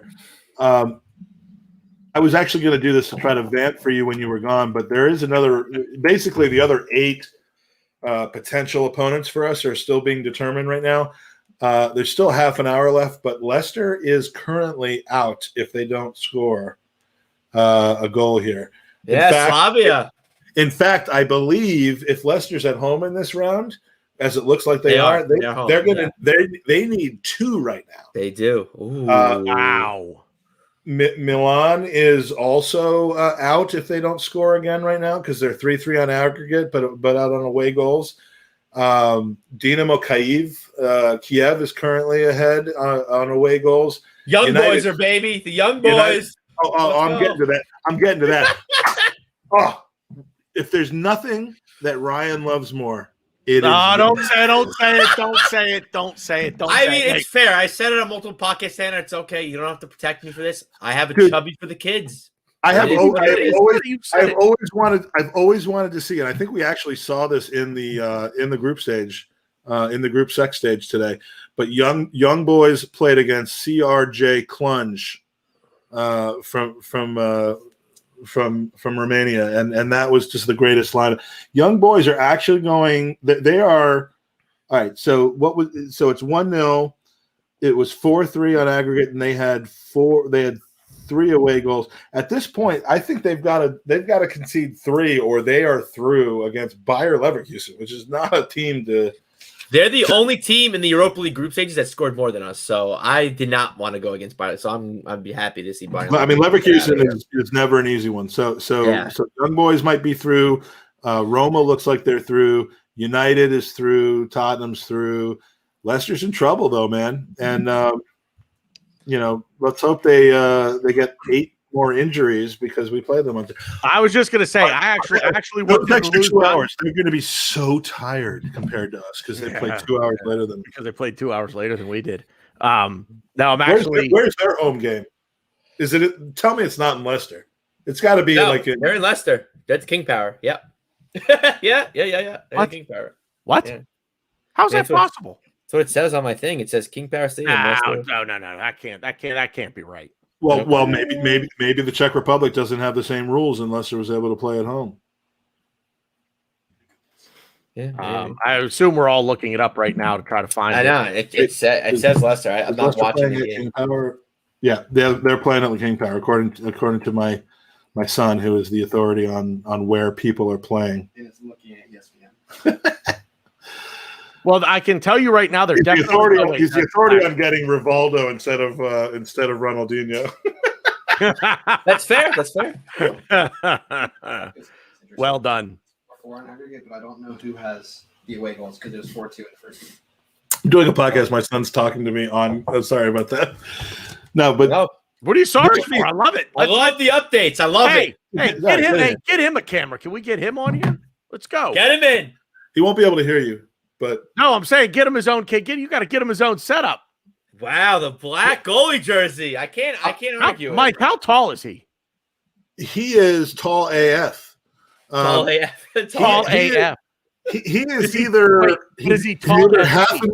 He's SC tall Albion. He's either half an inch less tall than I am, or he's the same. I don't know if we. I don't want to stand up because then you'll see, all of me. I think I'm taller than him. Yeah, I don't know. I believe him. He's definitely. Suffice it to say, he's infinitely more athletic than you are. Believe it or not. All right, when I was 17, in 1990, I lived in London. I was an Arsenal fan.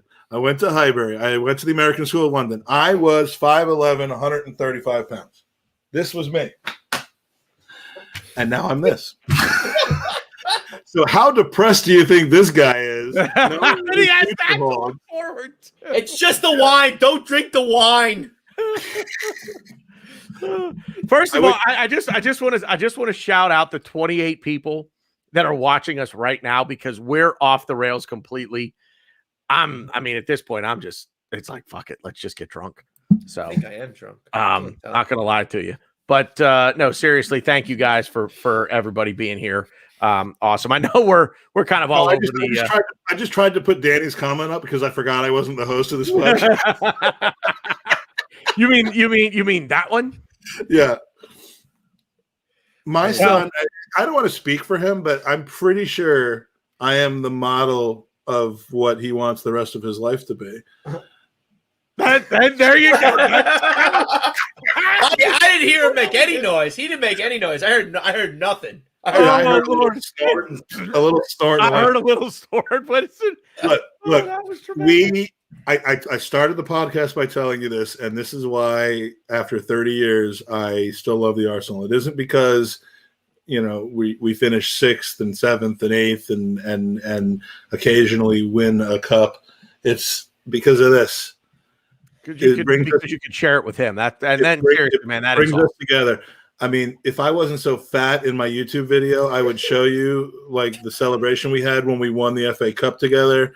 The celebration when Abba scored today. It's. I mean, I if you don't have a kid and if you're not interested in having a family, or if you don't have a wife or anything like that, just go and have a kid anyway, and then come back in 17 years to pick up a kid and celebrate when Arsenal wins a round of 32 Europa League game, because there's nothing better in the world. That's awesome. Here's the only thing. Wait, here's the only thing I have to ask him. Who's his favorite hockey team? Oh God, it better not be the. Come on, it can't be the Capitals, right? Like, guess what? Penguins fan? What's that? Are you a Penguins fan? Yeah. I didn't tell him anything about you, but yeah. I mean, if you didn't want me to be a Capitals fan, you got to assume where he's from. Right. I love it. He's smarter than you, Mike. That's great. There's no. I mean, other than the Flyers, there's no team that a Penguins fan hates more than the Capitals. Flyers suck. Rangers swallow. You didn't hear anything from me. That's it. That's done. Now, see, it's the Capitals suck. Flyers swallow for us. So. Oh yeah. But, we're gonna lose a lot of people talking about hockey here in a minute. Yeah. Let's bring it back. Bring it back. Tanner, I want to know your thoughts about Martinelli because we talked. What do you think? How do you feel? There's something. Or both of you. I don't really care. Someone talk about Martinelli. He's getting. He's getting. Well, let's go. If he's got something, let's go. Probably the same as yours. I can't believe he didn't get subbed in today. I wish he would start, but I can't believe that William got subbed in over him. He's got so much energy, and even though we ended up pulling it back today, when we ended up getting that goal to go 2-2 in that game, I thought he's exactly what we needed in terms of bringing like some energy into the game. Boom. Yeah, especially when you play a team like Benfica who aren't really that good, and you could just beat them just by running at them with skill. I thought it was a no-brainer, but again, I'm not the manager of Arsenal FC, but you got to bring Martinelli on. Not even Pepe. Martinelli is supposed to be, for me, you got to bring him on. I probably would have actually took out Odegaard. I think it's got ESR, right? But he's a game changer, and I don't see it. I don't see how when you have 16 people play for you in a given game, he's not one of the 16. Yeah, I just don't understand that. Again, if we were chasing the game in the 91st minute, maybe instead of bringing Elneny and Chambers on, he would have come on, but that's just almost too late at that point. Yeah. I would have to agree. Danny. What did Danny say? That's the moment that Andy lost his job on the Gooners pod. I mean, it's everything that you guys have said about Martinelli. It's shocking to think that he just can't get any minutes in this side, and that Willian keeps coming on. Now, the assist today notwithstanding, what else did he do? I think slowed down the game a lot, in my opinion. I think he allowed Tierney to run a little bit, and I think he allowed Tierney to kind of cut in a little bit. There's a new Twitter account playing that touchline a lot. There's a new Twitter account out there. No. This one has Willian been shit today? Does it say no? And the I'm not going to say it's the very first tweet, but as of 2 hours ago, it says, "Has Willian been shit? Willian been shit?" No, no, he wasn't bad today. He wasn't bad, but he's not. But you got to understand something. When you sign a contract in any sport with any team, you have to live up to that contract. You just have to, and he's not. Now, the Fulham game notwithstanding, because at that point we were all like, "Holy shit, let's go!" Like this dude, like we're ready to go now. It's called pulling a Mkhitaryan. Yeah, and then he just fell off. But he's just not been. He's not living up to the contract. That's the biggest thing, and he keeps getting minutes over Martinelli, who, when we need to make a sub and we need energy and we need somebody that is direct and that runs at defenders, we bring on Willian, who, what does he do? He gets the ball, he runs towards the goal line, then he stops. Then he turns back. And there's one person to blame. And there's one person to blame for that, and it's the one that I don't want to blame for just about anything else, but I can't find another scapegoat for that other than Mikel Arteta. I mean, there's nude pictures involved. There's mothers involved. There's clearly things involved. We already told you this. Hector Bellerin is Arteta's dad. Arteta is Hector Bellerin's illegitimate son. We've already discussed this. It's a thing. You've just contradicted yourself because why? Bellerin was his dad, but now you had it the other way. Yeah, you flipped. Why? It. Yeah, you know what? Arteta is Hector Bellerin's dad. Hector Bellerin is the illegitimate son of. That's what you meant to say. Sorry. I'll drink water now. Thanks. What did you say? You'll drink a what? Water now. Water. Yeah, it's my New York accent. Sorry. Apologies. Now, Willian just hasn't lived up to expectation. Part of that's the Fulham game too. I mean, the Fulham game really, really raised the expectations of Willian. So back to Martinelli. I think there is something to be said for like Ryan said, Martinelli not being up to speed with Arteta's system. But still, man, when you're chasing the game, especially in a competition like this where you could be eliminated, you're not at that point. System kind of has to go out the window. Now it's not okay. We need to build up the play over the course of the next 5 minutes. No, you don't. You need to go get a fucking goal in the next 30 seconds. You need to unload your entire, for lack of a better word, arsenal. Now, that's exact. You're exactly right. At that moment.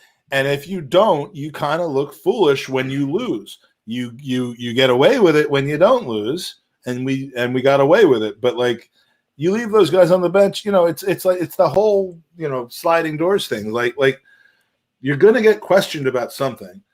if you win, then no one really cares what the questions are. If you lose, then all the questions come up. And do you really want to have left one of your best top players on the bench as the 17th man in a 25 in what a 21 person squad?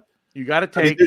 There are 2 goalkeepers on the bench. You got to take every shot that you have the ability to take. Do you really want to leave a bullet in the gun? Yeah, and that's Martinelli. That Martinelli's the bullet that got left in the gun.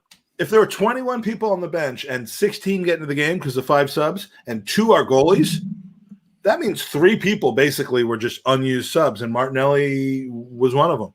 Yeah, and Pepe was one of them, and I don't know who the third one was, but Eddie and Kedia. Yeah. Okay. Well, that I'm fine with, but like, it's a little bit bizarre. My only hope is that Martinelli's mentality and his approach to the game and the whispers that he may or may not be getting from all of these external factors, like agents and stuff, is hold your line, be available, stay fit, and wait for your turn. Because if Lacazette should go, if Nketiah is sold as he should be, Martinelli will have his chance. And I just don't see a way that Martinelli isn't a top performer in the Premier League. He's got all of the tools. So if it's not this season, fine, but don't drive the kid away. Yeah, that's all I ask. This transfer window in the summer is going to be telling. Yeah, it's for the 90th straight year. You're right. Yeah, I know. We're really gonna see what Arteta wants to do with this team. We're really gonna see who he likes, who he doesn't like. Because let's face it, January was just let's get Mustafi, let's just get the guys that everybody knows they're You'll gone. See whether he doesn't like people or whether they're just kind of not fitting in at the moment. Like we'll see how scientific he is. Because if he doesn't like Martinelli, he'll sell him this summer, which would be a huge loss. That'd be an absolute mistake. Right. But if he's still with the squad in August and there's no sign of we tried to get rid of him and we couldn't, which we've seen with other players, then that means he's in this. He's in this discussion. He's in this this plan. And we just maybe be a little bit more patient and a little bit less just reactionary about it. So somebody comes in for 40 million. Would you trade him? Or trade him? Listen to me. Someone comes in for 40 million for Martinelli right now. Yeah. No. Would you sell him? No. If Madrid come in and say Odegaard for Martinelli and 10 million, would you do it? No. Odegaard for Martinelli and 10 million. Yeah. No, but I think Arsenal might. Arsenal doing it's a different story, but I would. Right. No, because I really, really, really think that Martinelli is something special, and I'm a proponent for everybody's got his price. I've started a very contentious discussion on the Arsenal America Facebook group about look, no one wants to sell him, but what would be the price at which you couldn't like PSG, Barcelona, Real Madrid when you don't say no. But when do you not say no about Saka? That was the discussion on Arsenal America. And there was all kinds of abuse being going back and forth. You don't sell him. And I'm like, look, I'm the $1 million man. Everyone's got a price. At some point, because there are people that are trying to be all proper hard and say, I wouldn't sell Saka no matter what the price. And I'm like, okay, someone comes in with 350 million pounds. You're not selling him? You're not selling him? I'll tell you right now, the Lone Star Londoner wouldn't sell for $1 billion. Well, and the people that say I won't sell him for 350 million pounds then follow it up with no one's offering 350 million pounds for him in this environment. That's not the point. It's a hypothetical. Would you sell him for 350 million pounds? Look, Bale sold for 105 million or 97 million, and they got one good player out of all the money they spent on it, and that was Eriksen. And then their longest term player from that load that they bought was Lamella, but I won't say that he was worth it. So they squandered that. They squandered that money. Liverpool took the Coutinho money and they spent it brilliantly. We took the nobody money and we did nothing with it because we've never. Yeah. But like it's like in a vacuum, everyone's got their price. If Neymar and went for 200, whoever you think the best player in the world is, there's a price at which you sell him. Kylian Mbappe might make a move in the next couple of years. He could, and he will undoubtedly be the most expensive footballer ever. And it could well be 300 million pounds. And I guarantee you, if I'm PSG right now, somebody comes in and says 300 million pounds, done deal. Because I'm going to take 150 of it and I'll go get Holland. For those clubs, there's more of an involvement because there's like the overall finances, there's banks, there's so much in play. For a self-sustaining model like Arsenal, those transfers are all off the books. It has to balance. So like if you potentially, hi Gary, if you potentially sell Saka for 130 million. Did Mike just freeze again? Play for Holland. Are any of them going to come here, or are you basically just spending half of that on better deals for people like the Szoboszlai kind of contract where they're not already at 80 million, but that they're going to be an 80 million player once in a while. Well, look, let's use Liverpool as the example because that right now is pretty much the standard because when they sold Suarez and Coutinho, that allowed them to rebuild. They sold 2 players and effectively brought in 4 or 5, 7, 6 maybe. I mean, sure. Only one of whom they paid silly money for. The Coutinho deal alone made them champions last year. That the Coutinho sale brought in Becker, and by the way, oh my god, thoughts to. Yeah. I can't believe I haven't even thought about this today. But yeah, just awful news. If you don't know what's going on, just Google it. Unfortunately, his dad has tragically passed away. Sounds like a drowning accident. Accidental drowning. In Brazil. So. Oh my god! I mean, look, people in the world have worse things happen to them, and they're in lower we could have lost the game today and been knocked out of a competition. His dad is tragically no longer in his life. So everything in perspective. At any rate, Liverpool take the Coutinho sale to Barcelona and turn that into the goalkeeper they needed and the best defensive player in the world in Virgil van Dijk. You don't think Maguire? You know what? I forgot about him. I'm actually going to take some time to think about it. No, you said best. You said best. You didn't say most expensive. You said best, and I'm going to give you that. But that's, I mean, so they did it right. It's the reinvestment of the funds. Recently, they've only wasted player. They've only overpaid for one player in the last few years, as far as I'm concerned. Overpaid? Yeah. For Alex Oxlade-Chamberlain. I was just gonna say, yeah. And they basically got half of that back for selling for Brewster's million. They got Brewster's millions. Millions. Yeah. I mean, fuck's sake. That's got to be what we started to look at. And I know we're like going from point to point to point without ever finishing any of them. But like, if Brewster is worth 21 million or 18 to 21 is what he went for, Rian Brewster. Any of our players, Nelson, Mainsley, Chambers, Willock, none of those guys should be going for less than 20 million. None of them. Right. Eddie, including Eddie. Yeah. Eddie is more proven than Rian Brewster. Yeah. Why are we going to lose him for £4 million? Which is, what's going to happen. And it's funny you guys to point that out. But you guys have been having this interesting talk, and the only thing in the back of my mind I'm thinking about is, you guys like $1 billion, 350 million. It's all. I'm like, yeah, but we're the only exception here because we don't spend our money well. So it's like, yeah, you could sell these players for as much as you want to sell them to, but it's will we invest properly? I'm not that. I mean, the easiest. I'm not bought into that narrative because it is easy to talk about Pepe. Okay, Yeah, I wasn't even talking about Pele, but yeah, and Mustafi and Xhaka. Okay, it is easy to talk about that. That was my argument.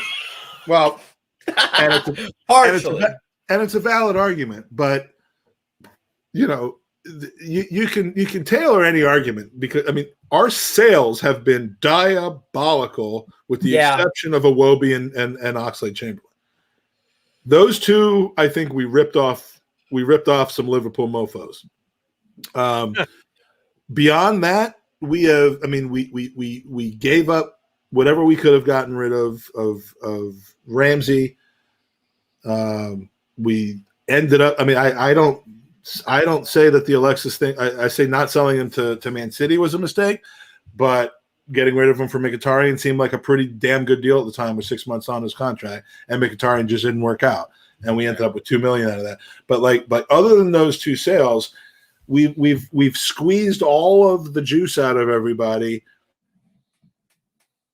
Did he freeze again? He froze again. Just give it a minute. He'll come back in. There it is. Right. So you know, yes, we've been awful at that, but I don't know. I mean, for all the players that we have bought poorly, we have bought some incredible players.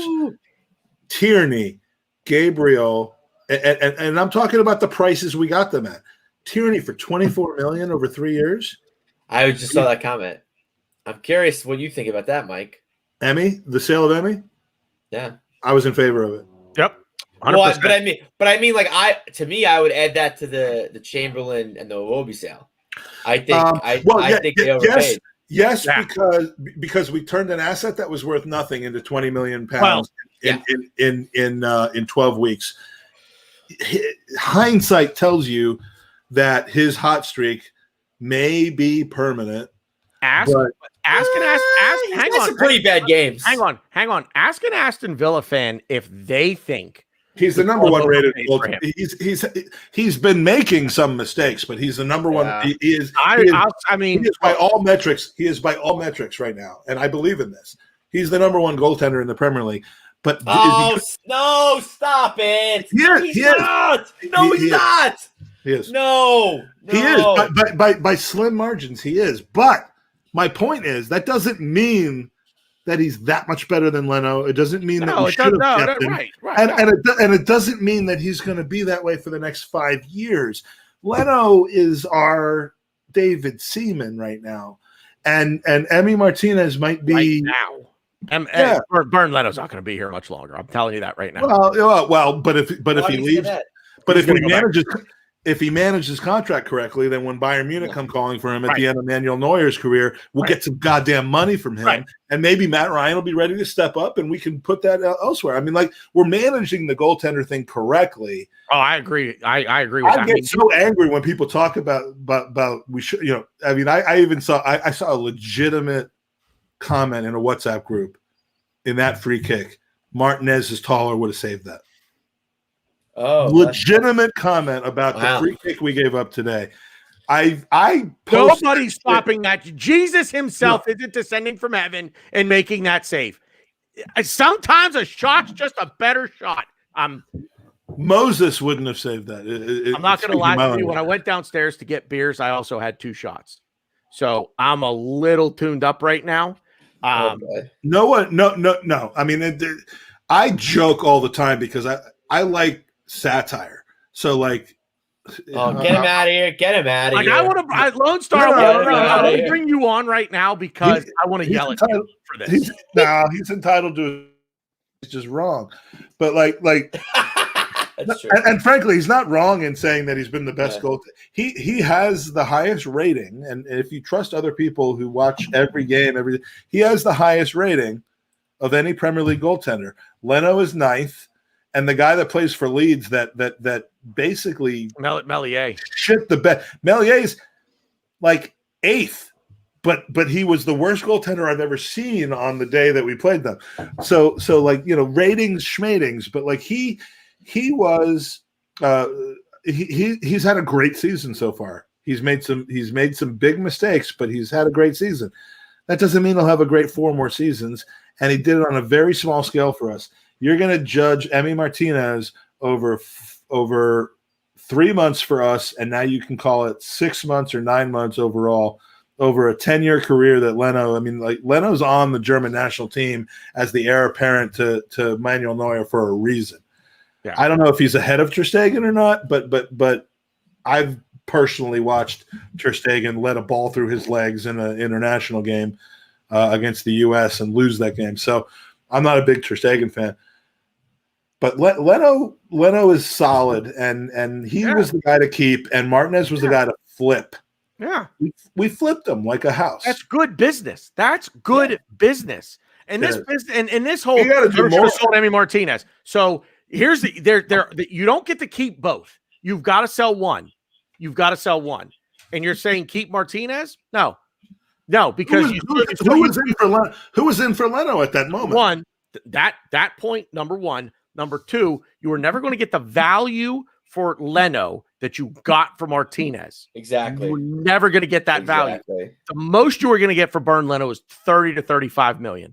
Young boys have just scored 2 goals and they're up by 3 on aggregate now. They're through. Wait, who are they playing? Leverkusen. They're 6-3 on aggregate. And Red Bull. Young boys. No, the young boys are up 3-6-3. That's what I said. Oh, they said Leverkusen. I was like, no. They're beating. I said, young boys, pound it away, baby. And Belgrade, Red Star Belgrade are about to knock out AC Milan from this tournament. Dude, Olympiacos just scored, and now PSV's looking like they're going to win. I do not want to draw Olympiacos. I have PTSD still. So this will be the next thing that because they're all in like injury time. So in a couple minutes, let's go over the 15 teams that we could play next. But what were we just talking about? Martinez, Leno versus Martinez. I mean, look, if you have any financial news, and look, I have no football news, but I'm in the financial services world. You would never sell Martinez.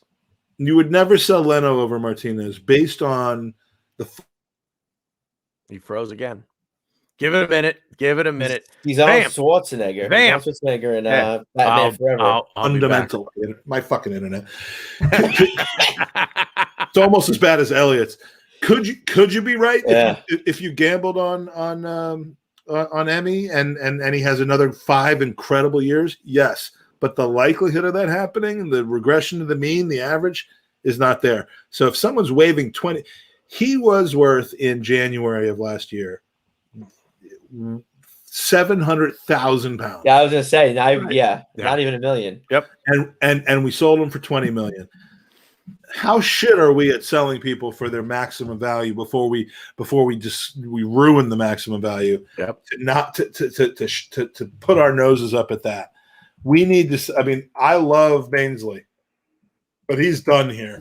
And so my prayer is that he has a good loan spell at West Brom and we get 20-25 million. I did not want to sell him to Wolves for 20 million at the beginning of the year. I thought that was awful. But at this point, the writing's on the wall. So get that money. Just don't wait till it gets to 4 million and we sell him to Werder Bremen or some shit. And we have to start cashing in those chips and consolidating them all on some chips that are more solid. And we're only 3 or 4 pieces away. We've got a lot of second tier talent that has value. And if we're sentimental about them, if we're sentimental about Xhaka and we're sentimental about Bellerin and we're sentimental about Reese and Nketiah and all these guys, instead of selling them for mid-teens, we're fucked. We can't make that mistake again. Yeah. Not for nothing. If you are not subscribed to the channel right now, please go do so because I'm stuck on 666 subscribers. Just come on, please. One person, just subscribe to the channel, please. I'm gonna freak out if that's the number that we end this show on. I appreciate the fact that a few of you have subscribed, but please get me off that number. It's just bad karma. I really don't want to leave my house right now until that number goes up to 667. If all of you who are not stay on all night as a result, we might stay on all night as a result. If you are not subscribed, please go subscribe right now and just give it. You know what? Not 1, all of you, give me that cushion, please. Give me the cushion so that if somebody unsubscribes, I don't fall back down to that number. So please, I would really appreciate it if 3 or 4 or 5 of you, if you're not subscribed, please just drop a subscription. I don't spam your email with anything. I don't charge anything. I'm not asking you to go run a marathon. Just asking you to do 2 clicks on the YouTube profile and then on the subscribe button. And I would greatly appreciate it. Bulgarian Gooner, it's just you already got one. It's just a number. You already got one. You're at 6. No, it's not. 7. No, it's not. It's not just a number. But it's a very scary number. It's a very scary number. Whoever that was, thank you. Shout 2 yourself out left. in the chat. What are we watching here? Leicester and they're done. 2 games left. There's they're all over now. And everything's done. I have PSV Olympiacos still going on. I should refresh. This is what we have at this point. There are 15 teams now that we can play in. So let's. I mean, I've been guilty of. I'm an analytical person, and I absolutely love like spreadsheets and like all this shit with like who could we play in the next round. The people that know me best know that like I'll put the list out there and I'll talk about all the different chances of us playing because I love tournaments. Like this is such a stupid stage in a tournament to get excited about. I agree. Oh, I'm pumped. We're in the final 16 of the Europa League, but sorry. I do. Not you. That's for Lone Star. I love like looking at who we could possibly play coming up, and now the field is set. So our next opponent is going to be one of the following: Spurs, Ajax, Granada, Shakhtar, who I got a bone to pick because they knocked out Maccabi Tel Aviv. Rangers, who I would love, Molde, Villarreal, which would be the Unai Emery, that would be the grudge match. That might be a tricky match for us. Slavia Prague, Red Star Belgrade, Dinamo Kiev, United, Roma, Young Boys, Zagreb, Olympiacos. Is it me, or did a lot of the teams that we felt most threatened with in this tournament just drop out of the tournament? A few, yeah. I mean, Milan is out. Leverkusen is out. PSV is out. No, Milan advanced. No. Yeah, Milan advanced. Did I get the home goals wrong? Yeah, Milan was home today. So no, you're right. All right. Milan advanced. All right. Well, then they're probably the biggest name still left in there, other than the other Premier League clubs. But like, I don't know. I think a couple of big names were knocked off today. I mean, like there's probably 6 teams that can win this: Arsenal, Spurs, Ajax, United, Milan, Roma. That's probably it, right? Can we draw an English team in the next round? Yes. Yeah. Can draw an English team. Wow. You can draw anybody. You can even draw Mold. Completely. Mold. Yeah. That would be nice if you draw Mold. We can even draw the Arsenal U23s.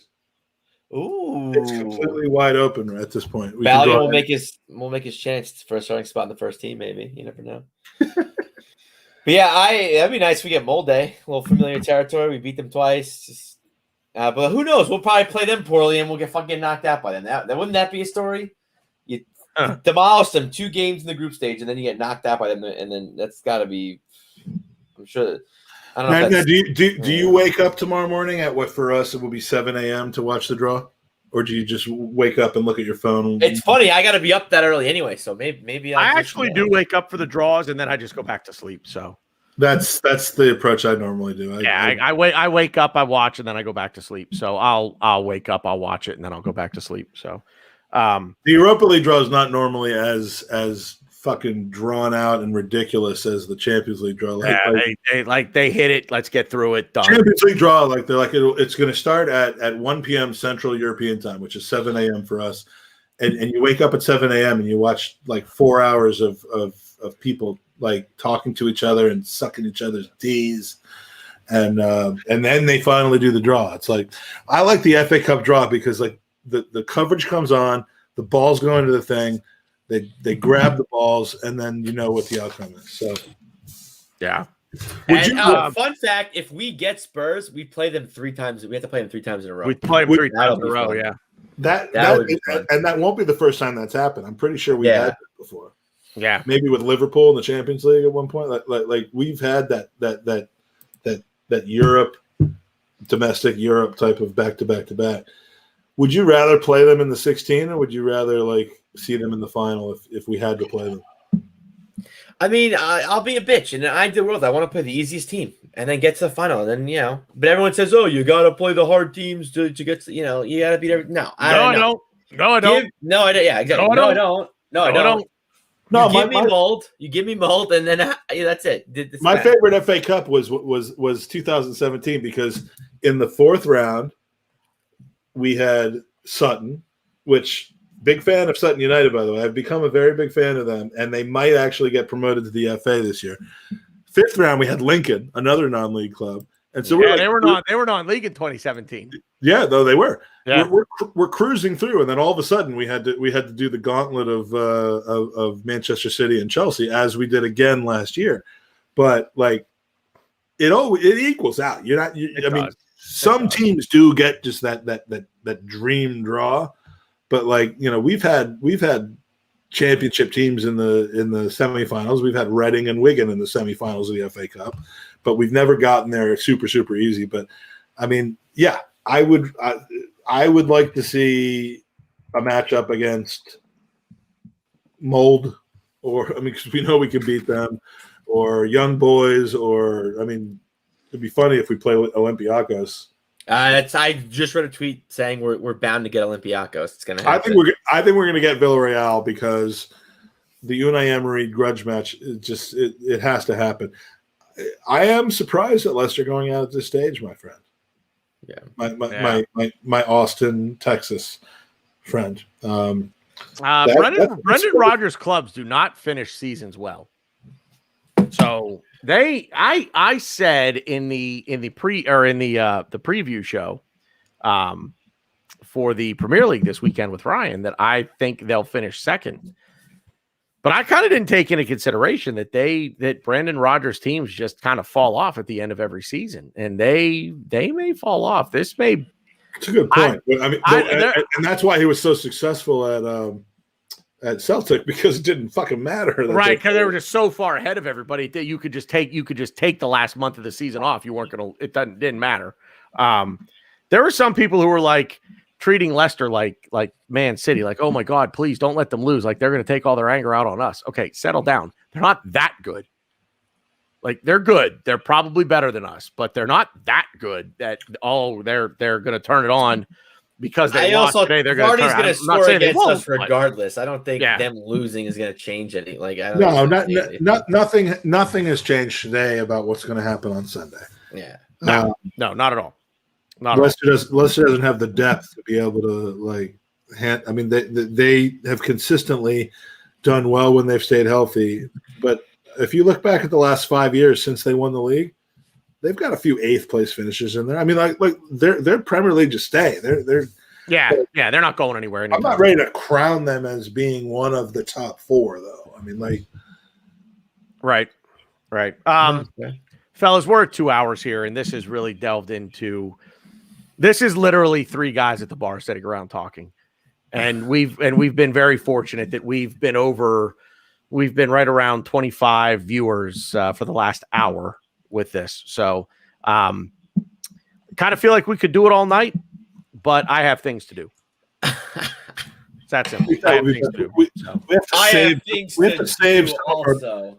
Oh my God, we have to save some of our best content for future podcasts. So. Yes, very true. So we're gonna get out of here, everybody. Thank you all very much for watching. Really appreciate it. Thank you guys for getting me over that 666 hump. Lone Star, piss off. Don't come at me about begging for subscribers. I'll beg for whatever the fuck I want to beg for. So. He wished he had 666 subscribers. What's that? He has still on it. He has 5 accounts, and he's about to unsubscribe all of them. And he's gonna. You know what? That's fine because it gets me off that number, so I'm good. Anyway, thanks, Mike. Appreciate you coming on, man. Thanks for giving me the time. We're gonna do this again soon because you have nothing to do for the next month. I'm a bat out of hell for the next 4 weeks. You're going to see a lot of Gooners podcasts. You're going to see a lot of me on other podcasts. You're going to see more of me than anyone in your family. Then your wife has. Yeah, recently, yeah. As always, thanks to Ryan for coming on. Appreciate you, man. Yep, always a pleasure. Check me. I should be on tomorrow. Mike Scunny's Friday, our show, where we'll see. We'll see how I feel. I don't know if Mrs. Poopy's going to be there, but we'll figure it out. But definitely check it out on the Arse Bros YouTube channel. Mrs. Box of Tissues is probably going to be there. Yeah, maybe. Yeah, I got a hole in her too, so you know. Oh my Lord. Thank you to Glenn from New York for joining us as always. We will be back with another tailgate bright and early Sunday morning. I don't really expect much of the American audience to tune into that. I will be here and we will be tailgating. We will be tailgating. Most of my guests will be from the UK on Sunday. And then we'll hit you up again after the game with the Arsenal Aftermath. So thanks again, everybody. Please, in all seriousness, drop a subscription if you're not already, and a like. Trying to put out some great content here and entertain you guys. So appreciate it, everybody. Have a great Thursday night. Enjoy the win. Good footy talk. We'll see you out there.